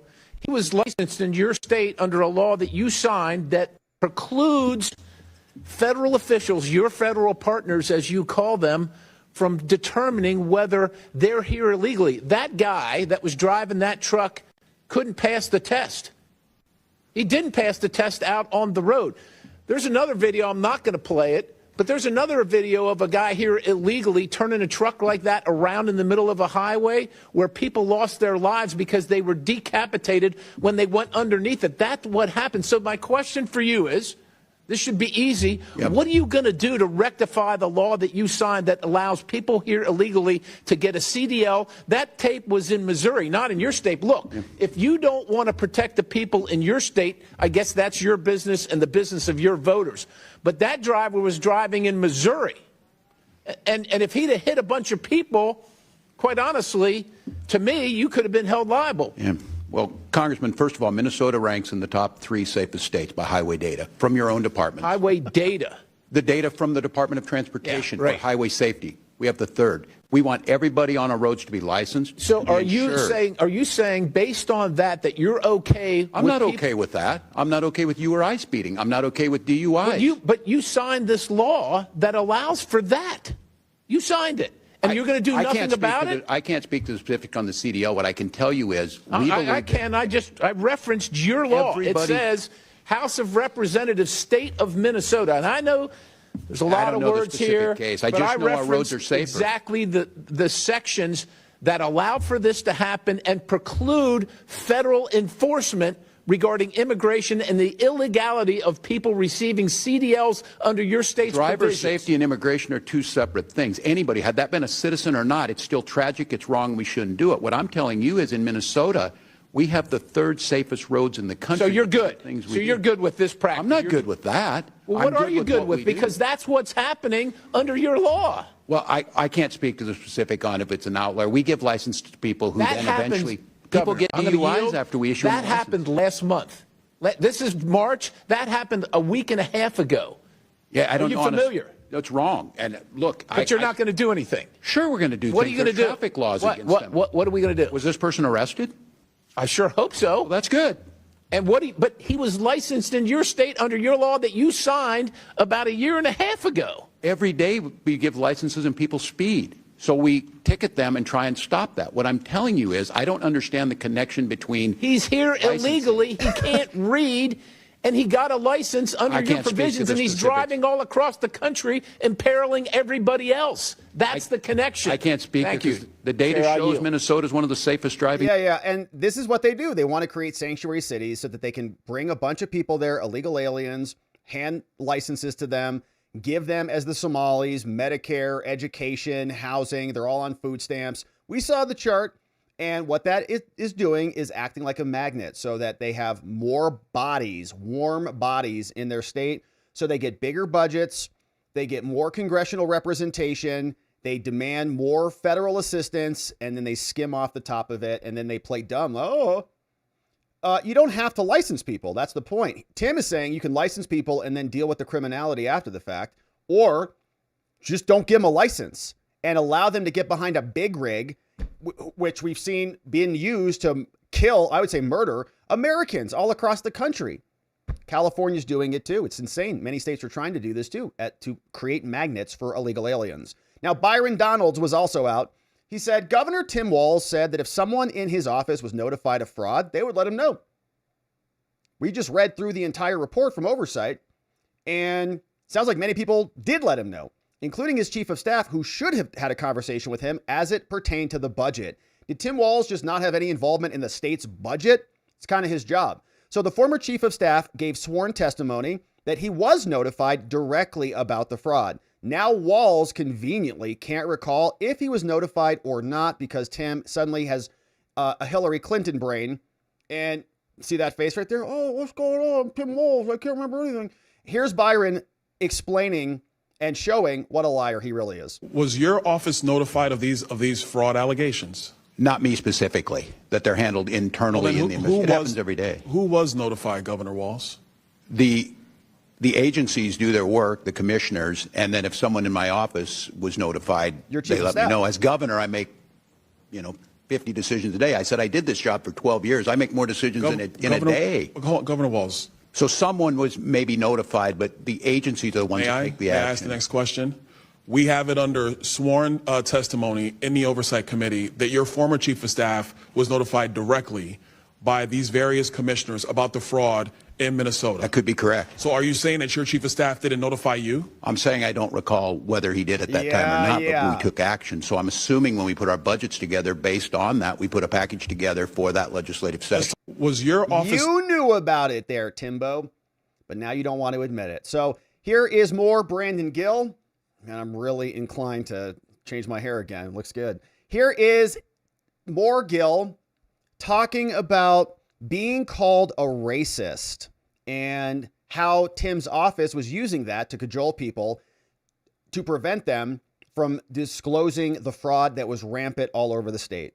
Yep. And would you agree that as governor, ultimately you're responsible if tax dollars are defrauded? Yes, I would agree. Yep. Would you also agree that calling somebody racist is a serious accusation?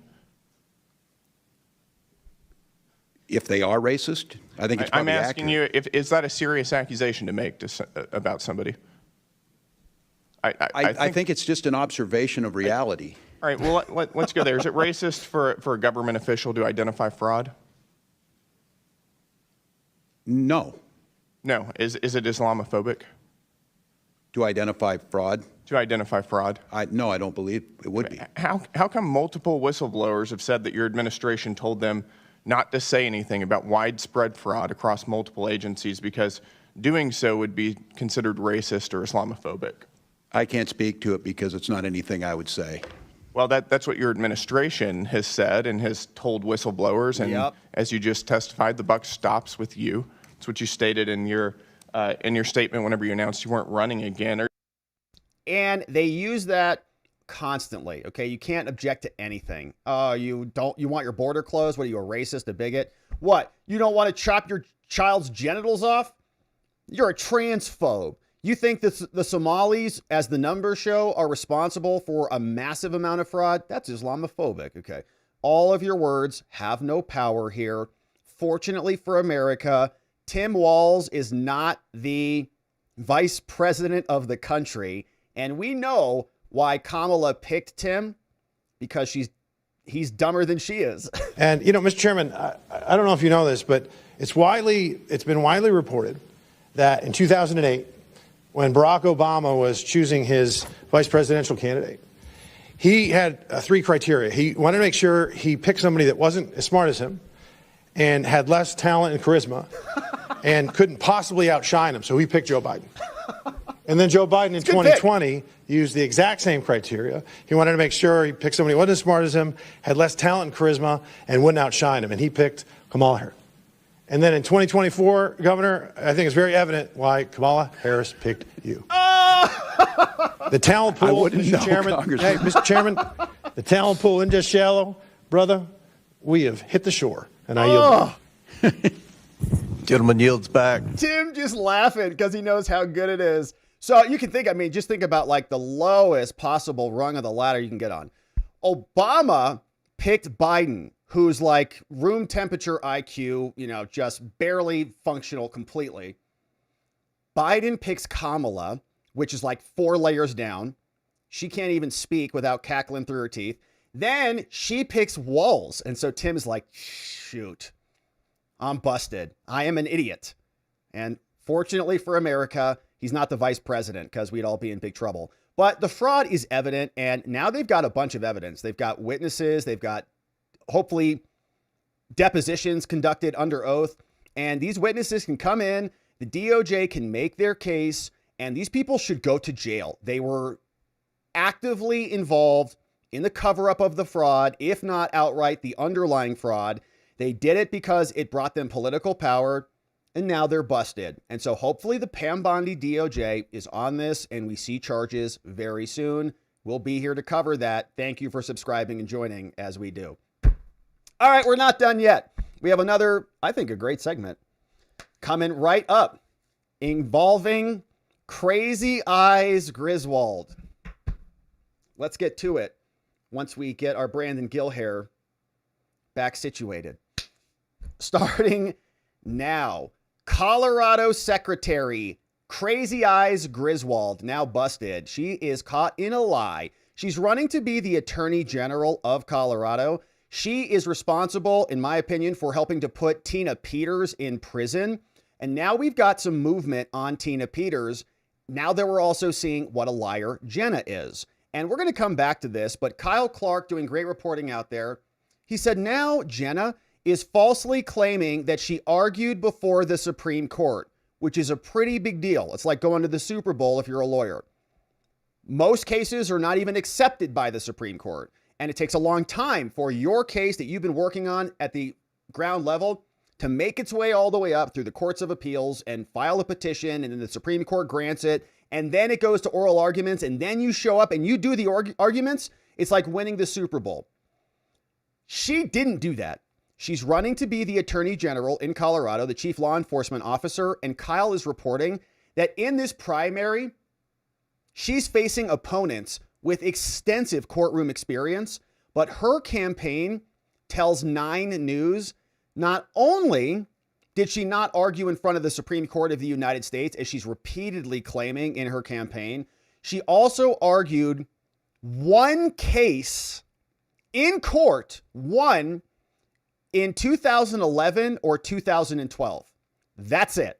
Okay, so lawyers out there, you know what a joke this is, because she's running to be the AG, and everybody knows what a joke this is. All the way back in 11 and 12, one case. Gosh, now she's the Secretary of State, and we're going to come back and get into this, but this is surrounding another very important issue that's happening there, which is about Tina Peters. And we're seeing some movement on this because Crazy Eyes Griswold was responsible, in our opinion, for crimes in the 2024 election. First of all, she tried to throw President Trump off the ballot, was almost successful there, had to go all the way up to the Supreme Court and come back down, a real Supreme Court case. Other attorneys actually argued that, not her. But she lost the effort to throw him off the ballot based on the J6 nonsense. And the Supreme Court said, you obviously are going to put him on the ballot. And of course, he was on the ballot. But before that, back in 2020, we had Tina Peters, who was blowing the whistle on fraud rampant throughout Colorado. And remember, in 2024, Jenna Griswold changed the election machines because they accidentally leaked the BIOS passwords onto the internet. So the actual passwords to go into the machines were published online. So after that, they couldn't go and take the machines out of service and do a root cause analysis and change the BIOS passwords, update them, and then put them back in the process for testing and accuracy checks and revalidate the machines. There wasn't enough time to do that. So she deployed like a SWAT team to all of the various machines all across the entire state, updated the passwords, put them right into service. Nobody was able to validate them at all. And she then is now screaming and shouting that Tina Peters needs to serve out her entire sentence. And if you recall on this one, Tina Peters was sentenced to 9 years behind bars. A lot of the testimony came from lying Jenna Griswold. 9 years, and ultimately was convicted on counts of attempting to influence a public servant. There's Tina Peters. Shout out, free Tina Peters. Immediately. And what we're seeing is 3 counts of attempting to influence a public servant, right? Were the main charges. 1 count, conspiracy to commit criminal impersonation, and more. Now, the judge, Barrett, sentenced her to 8.5 years in a Colorado prison and screamed at her, saying she misused her access and blah, blah, blah. Here's Judge Barrett, real piece of work. During her sentencing, Peters spoke for 40 minutes, said, I'm a public servant. I was trying to root out the fraud, and I did my best to serve my country. He said, I don't really give a crap, Tina. You're going to rot in prison. Now, the problem with that is that what we're seeing is that another person just got convicted for very similar charges, in this case, attempting to influence a public servant. And the report dropped over here from Joel Walsh, the Denver DA, the district attorney who's running this. And look what happened to this woman, Sonia Jaquez Lewis, a state senator, another person in a position of power, just like Tina Peters was. And what did she get when she was convicted at trial of all 4 felony charges, including 1 count attempt to influence a public servant? Okay, 4 felonies, very similar to what Tina Peters got. And what was her sentence? Is she going to prison for 8.5 years? No. In fact, she's getting 2 years of probation, letting her walk free. 150 hours of community service, $3,000 fine, 100 hours of public service in order to wash away the $3,000 fine. This was a Colorado Senate Committee ethics investigation. What did this woman do? She forged several letters supposedly written by former aides, She got complaints against her from staff saying that she was mistreating her staff.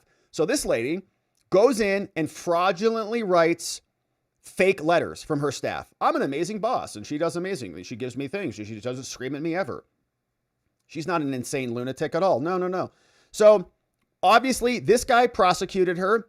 She got convicted, and 2 years probation, not going to jail at all. So obviously, there's a little bit of a problem here. We've got Tina Peters, 8.5 years. This other woman, Sonia Lewis, 2 years probation. Something feels off there. Well, the governor is now noticing that. The governor out there, Jared Polis, who was singing like Mexican Christmas songs in some weird, bizarre video, says last week, former state senator called Sonia Lewis was sentenced to probation and community service after being convicted of 4 felonies, including attempt to influence a public official. She made a horrible mistake and she was wrong. I hope she learns from this and can rebuild her life. Now, as someone who has known Sonia as a friend for many years, on a personal level, I was glad to hear she wasn't going to prison, which is a hard place for anyone, no less a retired 68-year-old pharmacist. And how old is Tina Peters? Older than that. But it is not lost on me that she was convicted, shout out to Jared Polis on this, she was convicted of the same exact felony charge as Tina Peters. Attempting to influence a public official. And yet Tina Peters, as a non-violent first-time offender, got a 9-year sentence because these people want to bury the evidence that shows that they're fraudulent. Tina Peters knows too much. She's too powerful. So just like the Count of Monte Cristo, you got to throw her away, throw the key away, lock her up indefinitely. She says, justice in Colorado and America, this is the governor, needs to be applied evenly. You never know when you might need to depend on the rule of law. This is the context that I am using as I consider cases like this that have sentencing disparities, which is why I have extended the deadline for clemency applications until April 3rd. Tina Peters deserves clemency. I will be making decisions on these cases throughout the remainder of my governorship, and we're happy to see that from this governor who I guess is gay. He's a gamer. Oh my gosh. All right. So he put that in his bio. He's a gamer? Like, oh my gosh. All right. Anyways, we appreciate this post regardless of that insanity.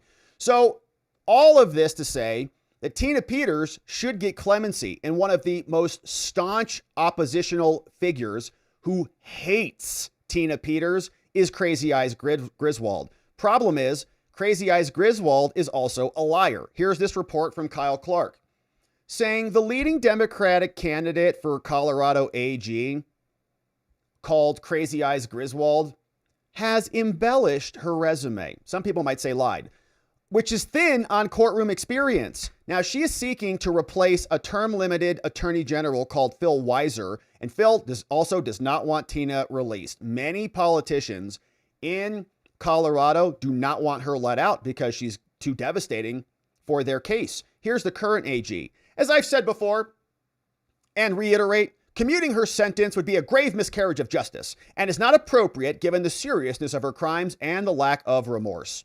Writes a whole thing. Reducing the sentence of this is tampering. It's a miscarriage. Clemency should be based on remorse. She's not remorseful. President Trump is putting pressure on this governor. And so she should rot away. And why is the current AG not wanting her out is because she's got proof of fraud in Colorado. And Phil didn't do anything to investigate it. And if Tina is out, hitting the podcast circuits, explaining what she did, and is able to offer her voice to combat this leftist insanity in this state, it's going to be damning for them. So that is one guy. And we'll watch the full report, but here are the details. Secretary of State Griswold is falsely claiming that she argued a case before the Supreme Court of the United States. She never did. She's a liar.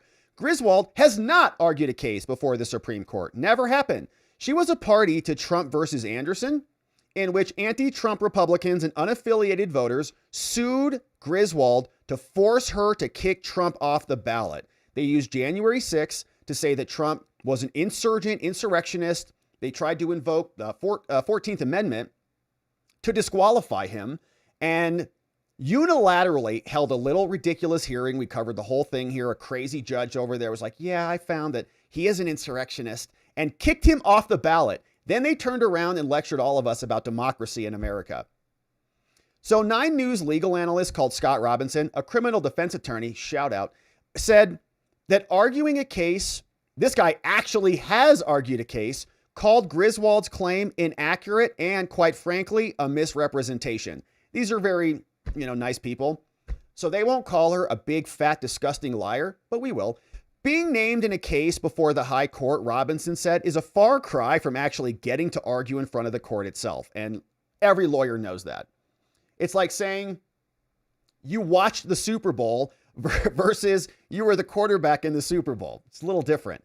Being named in a case before the high court is a big deal. It's not a complicated thing, says this criminal defense lawyer. When a lawyer presents an argument in person to the U.S. Supreme Court, then they have argued before or argued at the Supreme Court.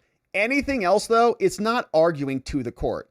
To argue a case before the Supreme Court, an attorney must first join the Supreme Court bar, which your boy is on. I got it hanging up right there.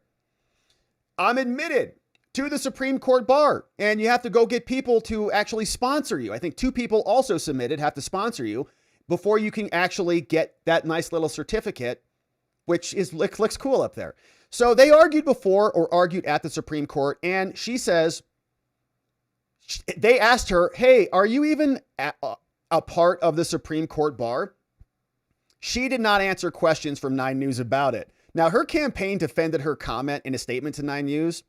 They said, well, the word argue does not exclusively mean oral arguments. To a lawyer, the terms are very crystal clear, said the defense lawyer. Perhaps not to the general public, though. I think it is pretty understood.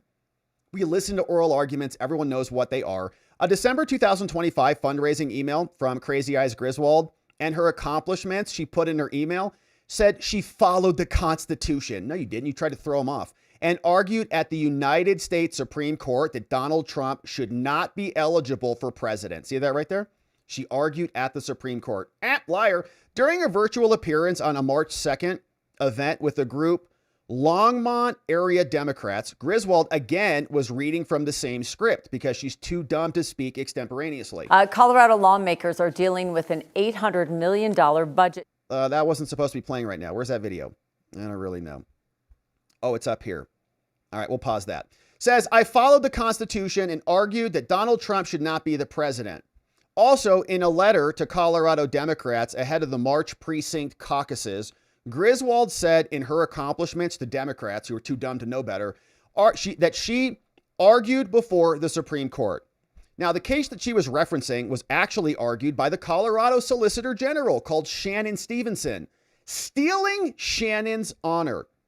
Briefs in the case were filed by the Office of the Colorado Attorney General, Phil Weiser, that loser we just read from, who wants Tina Peters to rot away.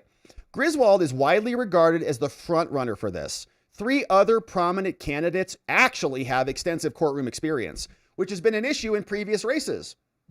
The field includes Boulder District Attorney called Michael Dougherty, longtime federal prosecutor called Hatel Doshi, and David Seligman, a progressive consumer rights lawyer, all of whom I'm presuming have way more experience in arguing one case whenever Jenna did. When 9 News asked Griswold's campaign if she had ever argued a case before any court at all, period, any case, the campaign pointed to a single case before the Superior Court of the District of Columbia in 2011 or 2012. One matter, period. Griswold graduated law school 2011. Records indicate she went to the DC bar in September 2012. Campaign provided no details about the case that would allow 9 News to confirm it, so it may not even be real. Citing involvement of minors in the case. That's okay. Their names are redacted. They're not actually going to be named in the documents there, Jenna.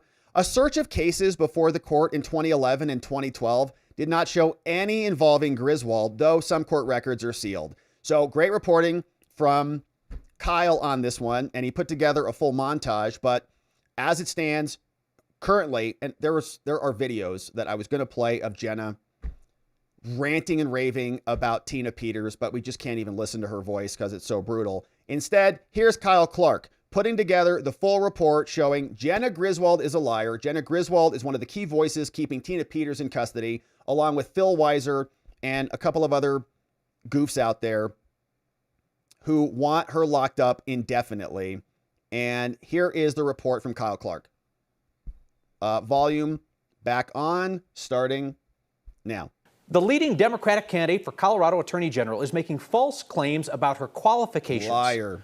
Current Secretary of State and AG candidate Jenna Griswold claims to have high-level courtroom experience she does not have, raising questions about both her experience and her honesty. I'm going to take on the billionaires and corporations as Attorney General to protect. That is Democratic Secretary of State Jenna Griswold. She's running for Attorney General. That's Colorado's chief legal officer.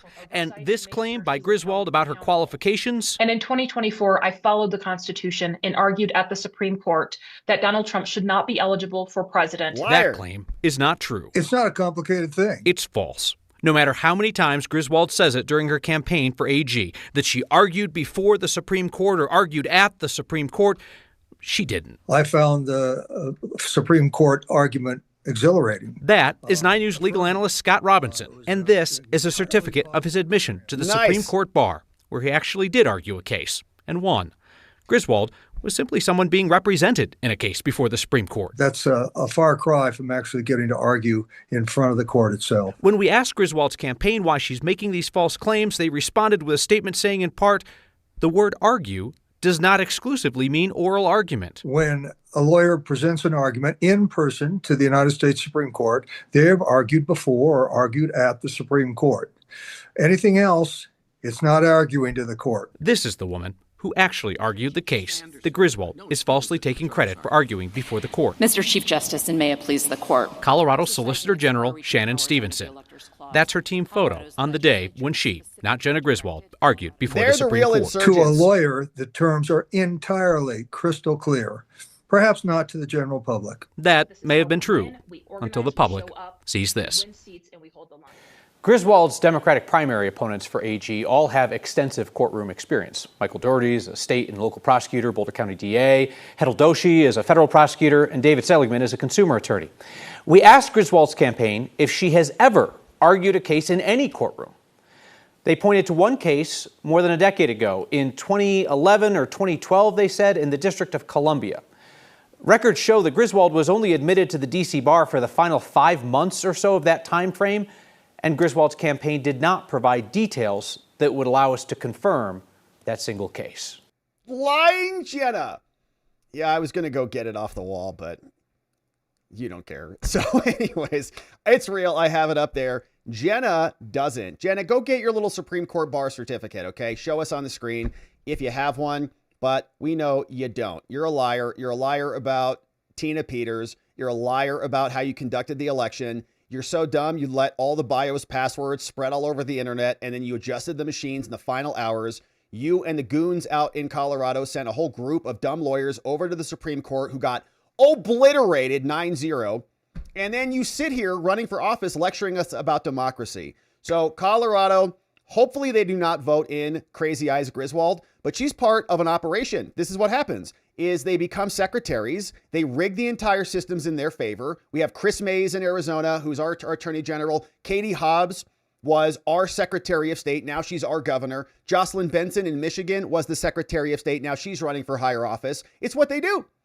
They lie through their teeth. They prosecute anybody who questions their fraud. And then they lecture us about democracy. So shout out to Kyle Clark for keeping the pressure over on her. I'm sure Jenna is not happy about this. She sounded like Bill Clinton. Oh, it depends on what the meaning of is. No, that doesn't really. Arguing in front of the Supreme Court or at the Supreme Court or to the Supreme Court means something very clearly. Jenna knows better. She's trying to dupe the dumb Democrats out there with her crazy eyes, thinking that it's going to be like hypnotic and that they'll just say, oh, she's a Supreme Court arguer. Wow. And they can't wait to vote for her. So hopefully this report spreads all around Colorado. Thank you for sharing it.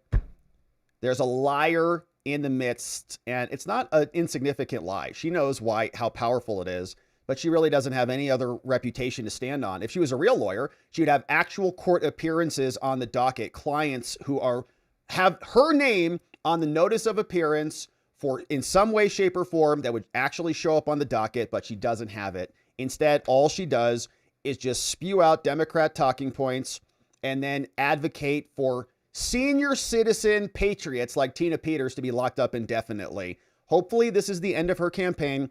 Thank you for spreading it around Colorado. All right, my friends, if you're just joining us, it has been a beautiful stream. Lots of fraud conversations that we talked about. Quick recap, then we'll hear from you. We had a bombshell interim report that the Oversight Committee dropped. We read through a lot of it. I know those can be a little bit tedious, those big documents, but I think it's important to get that aired out for everybody to see. So thank you for sharing that and detailing all of the fraud alongside us. We went through the full report, 54 pages, got some good news out of there, looked at various clips from the congressional hearing today. The data is pretty clear. The Somalis are ripping us off, and now it's in the congressional record. We also had Tim Walz, who is okay giving illegal aliens driver's licenses, even though they crash into Americans and murder them. We got Brandon Gill here hauling in Walz, asking him about whistleblowers and unbearable retaliation and about how being called a racist is used to stop people from speaking out about the fraud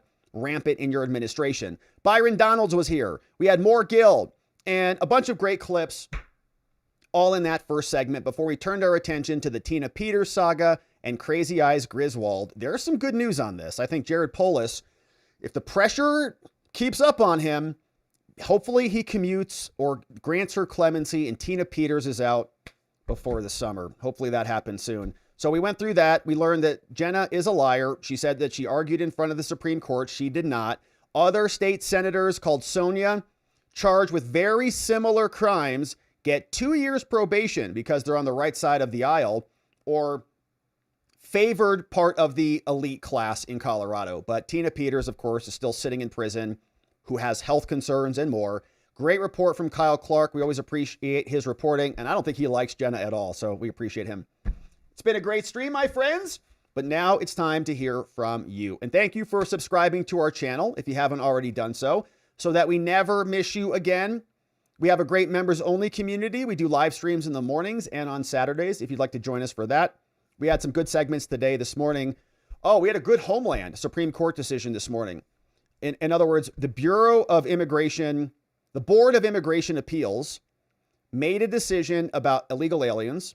They appealed it to a federal court, and the Supreme Court came back down and said the other federal courts can't use competing standards. They basically have to defer to the agency, can't override them. So a big decision. We talked about it this morning. We'll have a segment on that coming out. So thanks for checking that out. But now, my friends, let's hear from you. What a lovely day it is. And thank you for being here and supporting our work. We couldn't do any of this without you. You're amazing. Let's see who is here and joining us on the day. I saw some great donos come in. We got Muffin Rando, John in the house, Donut Mind Me, all dropping some comments on the day. And oh, it's Tim Walz-Riss. Oh, it's the Tim Walz-Riss. Wow. They look like, are they cousins or brothers? They look very, very common. Thank you for that one from Donut Mind Me in the house. And this morning, Voice of the People says, good luck in DC, brother. Man, if we can ever get there. We're in the final stages of signing our paperwork. Hopefully we can knock it all out this week. Voice, thank you for the good luck. We appreciate that. NC November Girl says, you're not an illegal, Rob. Oh, so this morning I was explaining how actually finding a place to rent in DC, we don't want to buy because we're going to be in and out of there, hopefully. And then how difficult it is. And we talked about all of the, nobody calls you back until it's anyways, we talked about it this morning. And I was saying, what's so hard about this? I think Nancy November Girl is saying you're not an illegal alien. If you're an illegal alien, you'd get all the benefits in the world. They give you free housing, free healthcare, free education. You wouldn't have to worry about a thing. Thank you, NC November Girl. Hey, Zone Girl. Yeah, message was received by the DOJ after Trump woke up and saw what they had done. How many heads rolled? Yeah. So earlier this week on the member stream, we did not publish a segment about this because as soon as we got off the stream, I saw that they were reversing themselves. But the Trump DOJ in actual lawsuits submitted a voluntary motion to dismiss an appeal. In other words, they did not lose the appeal. They just decided we're not going to play the game anymore. The lawsuit was against 4 law firms that Trump had sanctioned via his executive orders. Trump came in, said these are scummy law firms, and we're not going to do business with them. They sued him. It's up on appeal right now. The DOJ filed a voluntary dismissal. We came on the member stream, and I lost my friggin' mind. I was so mad about it. And I thought, what the hell is going on? It wasn't like they lost the appeal. They filed a voluntary dismissal.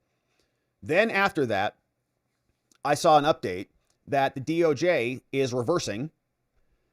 And after they told the judge we've agreed to voluntarily dismiss, they sent another filing in this morning or yesterday. And they said, actually, we withdraw our voluntary dismissal. And the law firms are saying, you can't do that. Are you out of your mind? Are you insane over there? Are you guys drunk? What the hell's going on over there? They said, we already agreed to dismiss it. And the law firms are now fighting with the retraction, the withdrawal of the voluntary dismissal. It's like insane. I lost it. So it's a positive development, but I don't know what's going on. So part of my question was, does Trump know about this? Does Bondi know about this? Is this Bondi's? Who's making these decisions? And they look like idiots. Okay. To be honest with you, they look like total idiots. They said, we agreed to dismiss. The next day, actually, we withdraw our dismissal. The law firms are all like salivating over this. Like, what are you talking about? You already agreed. It's ridiculous. But we're going to keep our eye on that one. Thank you, Zone Girl. There's Tim Walz. We got Ruby Hoove is here. What's going on, Ruby Hoove? We're not on Team Law Firm. No, but the DOJ we're not on Team Law Firm. We're outraged about it. But the DOJ just agreed to dismiss the claim. They didn't lose on appeal. And by the way, I think their brief was due and they didn't have a brief done. So we'll just dismiss it. What? And these law firms are the worst, okay? One of them is Perkins Coie, which is where Michael Sussman came from, and Mark Elias. And they set up the whole Hillary-Russia collusion hoax. And now, like, their contracts are going to come back. Mark Elias was celebrating it. Mark Zaid was celebrating it. They're going to get their security clearances back, and the DOJ just voluntarily agreed to dismiss the lawsuit.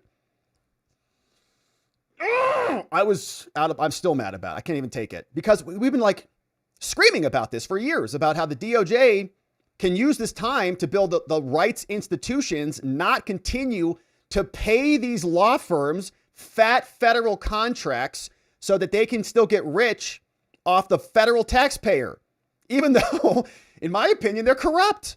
And they were attacking the administration and attacking Trump, and behind all the lawfare. Like, how much lawfare do we cover here? And then the DOJ is like, well, we're not that mad at you. Did Trump even know about that, man? Head should roll over there for this. Head should roll. Ruby Hoove, thank you for this. Sassy Marie, great to see you. Thank you for joining up. Grab that stream where we talked about that. The title on the member stream is DOJ Caves. So if you want to check that out, we didn't publish it because it's like, it's like still it's not like the DOJ kind of caved and then they uncaved, but they've already told the judge that they caved. So the judge, we'll see what the judge says in response to it. But oh my gosh. Sassy Marie, what's up? Steve Drake, welcome. Matt R, welcome. Jono's here, and Brand Smith, all gifted membos in the house. Great to see you. Thank you, Ruby Hoove, for bringing in 5 new friends. Great to have you. Hey, our friend Gaius Macius over on Rumble says the Maine Wire reports that the Somali community isn't reporting their dead in Maine so that the benefits continue. Oh, great. That's great. So Ilhan, Rashida Tlaib or whatever, they've just got Grandma Ilhan Omar just kind of rotting away in a closet, and they're collecting her benefits. Outstanding. Hey, Bonnie, what's up? Good to see you. Bonnie, are you moving over to YouTube from Locals? Great to see you, Bonnie. Thanks for becoming a membo over there and for grabbing the members only stream. We love you, Bonnie. Hey, this one from Corndog Annie Hero. Yeah, and we also said this too. We said this a long time ago, that Pam Bondi was going to be dragged into Congress. They just issued a subpoena for her today. We had an out for Bondi. We said that she could we made a whole video about this, explained the whole theory like a month ago, and said she can get out of this if she prosecutes 4 people: Nadia Marcinkova, Adriana Ross, Leslie Groff, and the other one I can never remember. They didn't do that. We had the whole thesis about how the Supreme Court's rejection of Ghislaine Maxwell's petition for a writ of habeas corpus, how that gives her an opening to go issue new charges. That has not happened. Now she's going to be hauled in. She's going to be under oath. And I mean, Republicans are agreeing.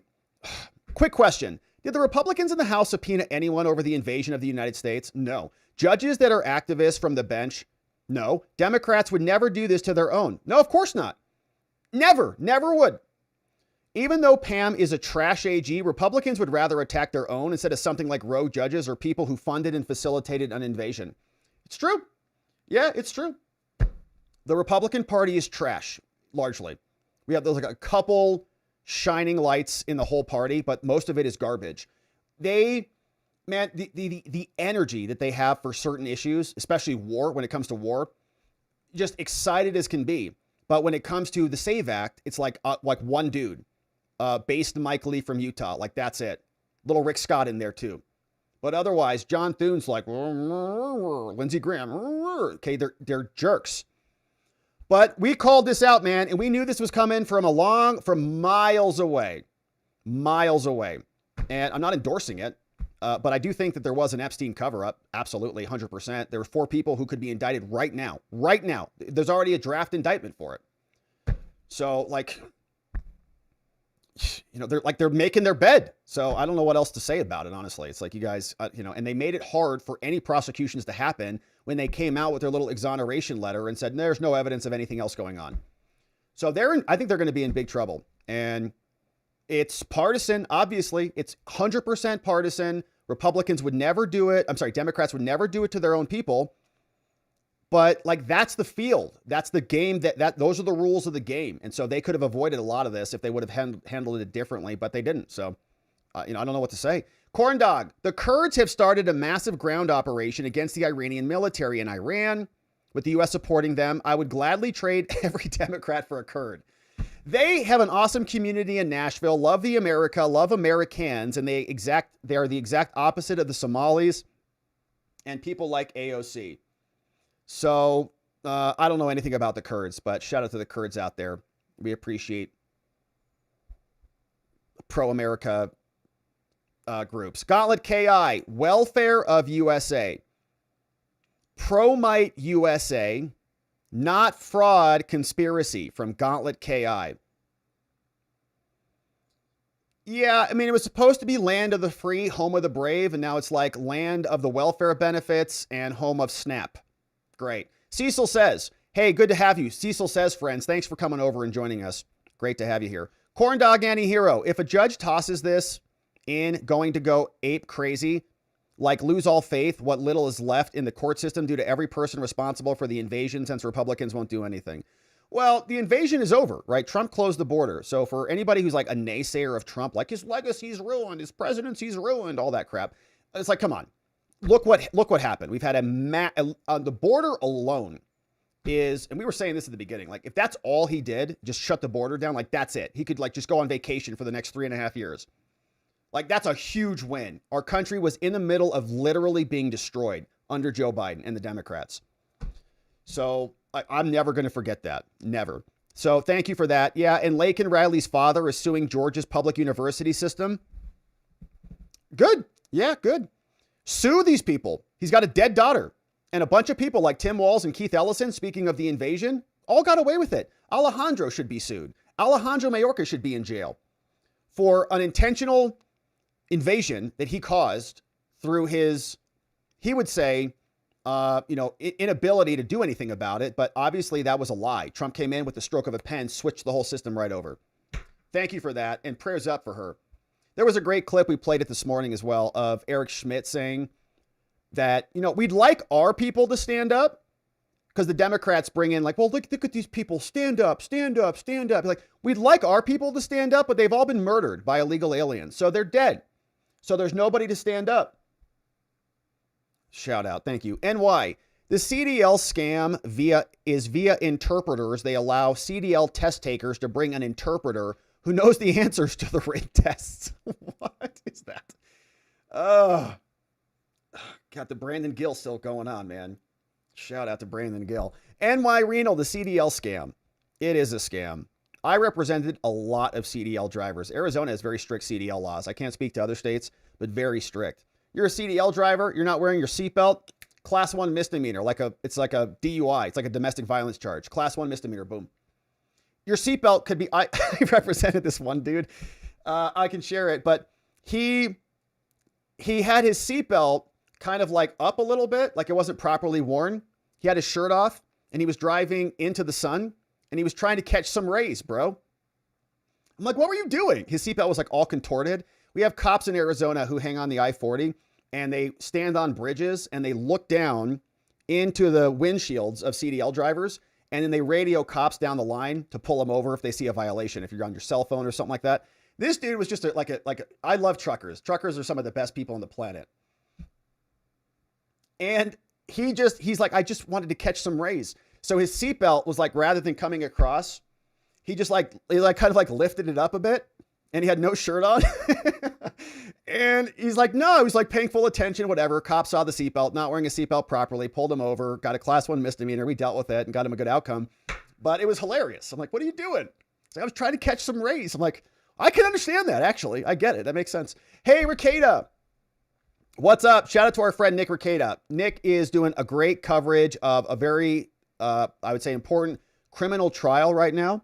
We're glad that he's back live streaming the trials, and he's on YouTube. He's on Rumble. Thank you, Nick, for sending some friends over here. I would like to come join you. I was planning on that today, but all this DC stuff is like really taking a lot of RPMs. So it's like we're getting off, sending emails. They say, well, I have a question about what you had for lunch 2 months ago. Was that a necessary expense? I'm like, yeah, I needed to eat. So it's like one of those things. It's like a financial enema is how I explained it this morning. So, Nick, thank you for the invites. Hopefully you're having good streams over there. Shout out to Nick Ricada right next door. One old guy. Crazy eyes plus no balls walls equals walls of crazy eye balls. That's true. I can't argue with that logic. It's just math. It's simple math. It's pretty clear. Hey, Corn Dog, Senator Tim Sheehy just threw hands in the Capitol. I saw that. Yeah, literally as I was sitting down, I think I saw that. Sheehy throwing hands. There was an anti-war protester who was going nuts. How do I spell his name? Did you just spell it for me? Sheehy, Republican. Yeah, here it is. Senator Sheehy. Dang, man. Dang. This is for real. All right, so here you go. This is like a real scrum. Here we got Senator Sheehy joined Capitol Police in lifting up and ejecting an anti-war protester called Brian McGinnis. McGinnis is a Green Party candidate and an anti-war activist filmed this video. All right, so here, this might be loud. Let's check it out. Let's go, Senator! Got a single leg. For Israel! His hand! Oh! Get it! His hand! Dang, man, they got him up. That guy's fighting. Let go of your hand. Let go of the door. Pry it off. Pry it off of there. A sitting U.S. Senator just broke the hand of a Marine. Sir. Control your Senate. You can't disrupt Congress, even if you're a Marine or whatever's going on. You can't disrupt it. And so shout out to the scruffle. Man, things are getting tense out there. All right. So shout out to Sheehy for jumping in there. That's pretty funny. Thank you for that from Corn Dog Annie Hero. I had not seen that, but that's pretty aggressive. And that's a Marine, man. He's holding onto the door. So you understand it. Hey, Jay Marino, billions of fraud, but only arrest of low-level operators? Question? What banks gave out millions of dollars in cash that was put in luggage? What's the point of all these show hearings if nobody's actually responsible ever gets arrested? It's a great question. Yeah, I don't know. I don't know what the DOJ is doing, to be honest with you. We've been waiting for charges for a bunch of people. Nothing's going on. What's the point of this? Remember the investigation of Act Blue, the corrupt damn billions fundraising machine who reported thousands of dollars of donations from individual retired senators who had no ability to make the donations and denied they ever donated. Where are the arrests? I don't know. Maybe Pam can answer that when she's under subpoena in Congress. Rick D. The Senate, and thank you for the dono on that, Jay Marino. Rick D. The Senate had blocked the Democrat war powers resolution against Trump. Rand Paul voted with the Democrats, and Fetterman voted with the Republicans. I actually would like a vote on this, personally. Yeah, I want them to be anchored in on it. Like, where do you all stand? Specifically the Democrats. Because the Democrats are screaming and shouting about this. You know, they're anti-war, they're anti-Trump, whatever. And they can keep making that claim, but go vote on it. Remember what this did to Hillary? It basically wrecked her presidency. She was probably going to be president if she would have voted no on the Iraq war. So all they do is whine and moan, but there's no real standard to hold them to. Making the Democrats vote on this would anchor that in, and then they could put their money where their mouth is. They had the intelligence briefings. They know what the president saw. And I would bet a significant portion of the Democrats in public will say that they're anti-Iran. But when push comes to shove and they have to vote on it, I bet that they would vote in favor of it. And that's what we want to flesh out. So it's interesting what's going on in there. It doesn't look like those votes are going to happen. And there's really no need for that. I think Trump's got 60 days for this ongoing operation before it's going to maybe come back. And the whole thing might be over in 60 days. So thank you, Rick D. Sent that out of an airplane. Jay Marino, don't you have to be certified by a trucking school to get a CDL? They can't even speak English. Where are the arrests? Yeah, there's a crime. It's a crime. You can be charged with driving a CDL and not being able to read or write or speak English. I've represented CDL guys like that. There's a lot of them who can't read or write or speak English. I don't know if I actually represented them on that, but I've got like consults in for that. Don't know if we ever actually got a case like that, but it's a problem. You have to be able to read the signs in order to drive the car. I'm in my prime. What's up, one old guy? What is funny about Crazy Eyes is that not a real boy, never fear Dr. Smith is here. He actually argued in court, Crazy Eyes is less qualified than him. Are we talking about Jack Smith, not a real boy? Yeah, so in other words, Jack Smith was an illegal prosecutor. And he also didn't do much. He kind of passed a lot of that off to his underlings to do that. One old guy, thank you for the nice dono. Hey, Tina J. Dallas. Look at Crystal City, Shirlington, Alexandria, and Bailey's Crossroads Falls Church for a place to rent. Metro is at the Crystal City. These are all inside the Beltway, but they're not in DC proper. Yeah, thank you, Tina J. Dallas. We were looking at Alexandria. People gave us that suggestion. We've been talking to a lot of people. A lot of people say don't live directly in the city. We kind of do, though. We want to be close to the action. And I don't know exactly like what we're going to do there yet. I've got like 1,000 ideas for things that we can do out there. Haven't like dialed in on it. Probably get out there, try a bunch of things, but I think proximity is like one of our highest priorities, like proximity to the Capitol, proximity to the Supreme Court, being close.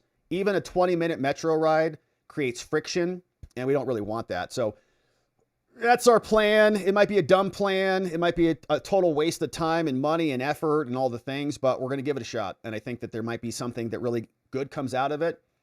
And like this whole show was really just kind of a random idea. I'm like, I'm so upset. We just have to do something. And out of it, out of these moments, sometimes you can birth something really, really exciting. So that's kind of the thought process. We're going to go in deep into the city and then may, leave immediately or might leave after the term, essentially after Trump's term is over. Thank you, Tina J. Dallas, for those recommendations. We do appreciate that. And we're getting close. We're getting super close. I just sent another big fat email this afternoon. So hopefully they say, perfect. That's everything we need. I wouldn't say fun, but it's been a learning experience. Lynn Huston. Thank you, Lynn, for the nice dono. No comment. Thank you for being a membo, Lynn. We love Lynn. Thank you, Lynn. Lynn Huston, 1181 in the house. You're amazing. Hey, rub some dirt on it. Since you brought up the existence of your Supreme Court bar certificate, I suddenly feel odd about promoting your Blood Moon title when I realize I don't think you've ever actually posted your one image of the Blood Moon. I thought I did on X. Did I not do it on X? Here, let me see if I can find it real fast. If I can figure out how to search my own channel, my own feed. Blood Moon. Yes! Blood moon lunar eclipse. This is why my nickname is called Blood Moon. Gosh, look at these photos. Man, I'm such a good astronomer. Look at this right here. I took that photo with the telescope, a sea star. That's why I'm officially Blood Moon, and why our firstborn, I don't know if my wife is listening, is going to be called Blood Moon. Look at that moon, baby. That's your boy. And posted that on X. What happened here to this photo? I don't know what's going on over there. Is this a video? Yeah, here's a video I took of the blood moon. See the clouds moving in front? Man, I'm basically an astronomer now. And I got that by like accident. Okay, I was out all night. It was like freezing cold. And I was like, oh my gosh, it's in the telescope. How the hell did that happen? I have no idea. Haven't been able to do it again, but I don't need to since I already accomplished it. It's already done. Thank you for that. Rub some dirt on it. He's an actual astronomer with real gear. We did a great Zoom call at one point with Rub Some Dirt on it, showing us all his gear and his setup. It's amazing. It's pretty cool. Space is wild. Hey, one old guy, John Goonie Goo Goo Thune. Johnny Goo Goo Thune. Feckless, impotent rhino. Yeah, and other words are in there too. John Thune, did you guys see? We covered the election yesterday. John Thune is going to be supporting John Cornyn. And President Trump is probably, according to the reporting, going to be endorsing John Cornyn. You guys see this one? Oh, gosh. It broke all over X today. Let's see if there's a good report on this. Cornyn. Looks like Trump will be endorsing him. Let's see. Yeah, nope, that's not the one. Yeah, here we go. From the president himself. The Republican primary race for the U.S. Senate in the great state of Texas, a state I love and won 3 times, highest vote ever, cannot, for the good of the party and our country itself, be allowed to go on any longer. Again, we talked about this morning on the member stream. A long drawn-out primary between Paxton and Cornyn only helps Tallarico because they're going to be just killing each other.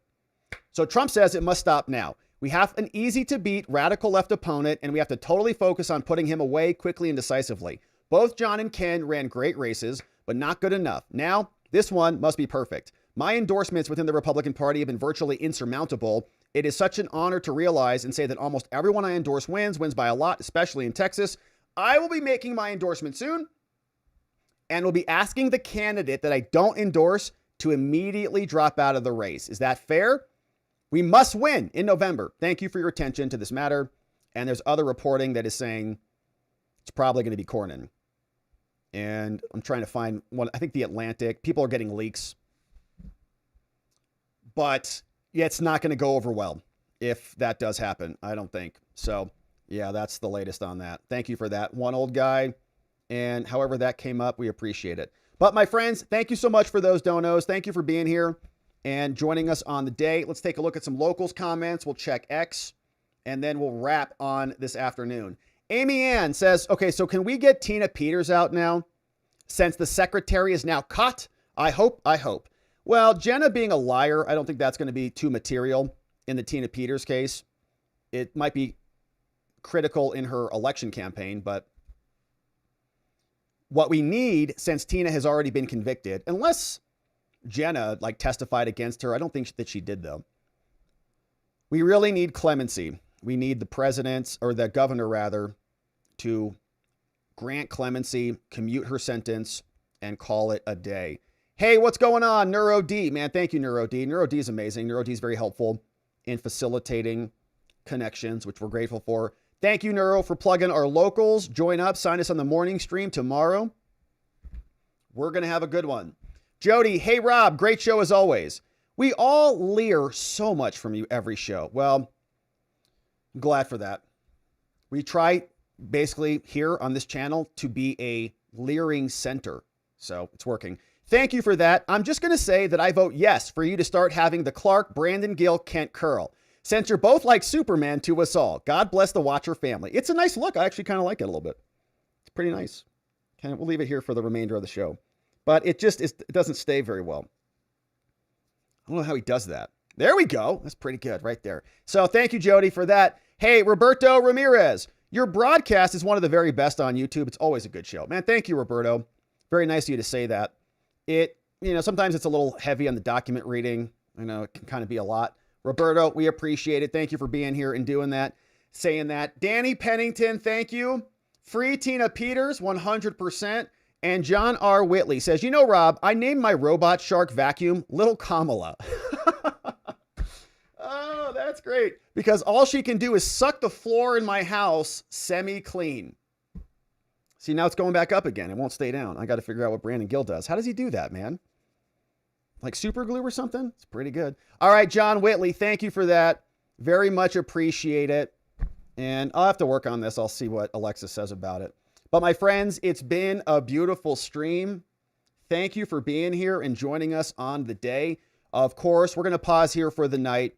Thank you for subscribing and joining and becoming a membo and all of the things, because we'll see you back here tomorrow to get into the morning members only stream. And if we don't see you there, we'll be back for the regular show as per usual. Can't wait to see you. But we'll pause here.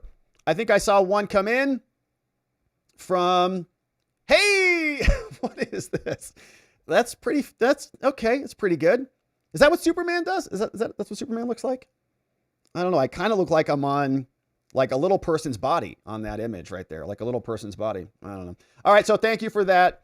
Friends, it's been a beautiful stream. Major shout outs to our mods and meme smiths. We got Muffin Rando in the house. John here clipping away. Donut Mind Me. Thank you. K-Bean, Carrie B. Obviously, we appreciate your help in the mornings.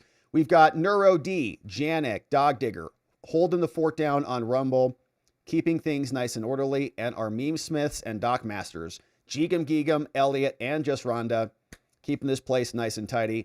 Friends, thank you so much for watching. Thanks for your viewership, your friendship, your fun and frivolity. We have a great time here together. We'll pause for the night. We'll be back tomorrow. Until we are, I hope you have a beautiful rest. You sleep very well. You have the sweetest dreams you can possibly imagine. And then you wake up and you return back here tomorrow to get into it again, because we will be back here. And in order to do all of this appropriately, we are going to need to see you right back here so that together, with your help, we can shine that big, beautiful spotlight of accountability and transparency down upon our system with the hope of finding justice. Make it a beautiful night. Sleep very well. We'll see you right back here tomorrow. Bye-bye.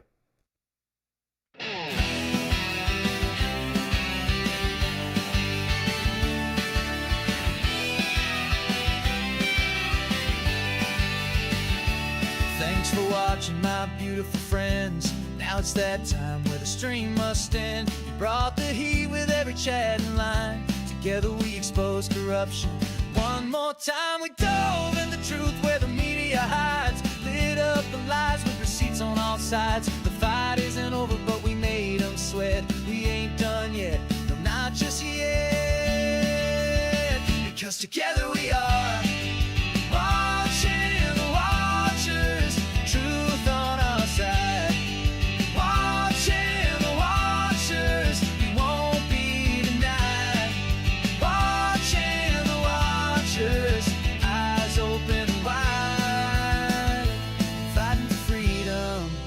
Nothing to hide.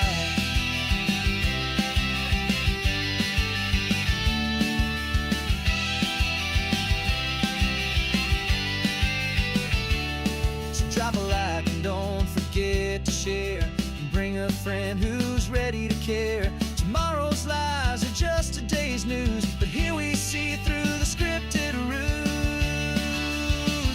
Together we are watching the watchers shine in the light. Watching the watchers defending what's right. Watching the watchers stay each night together.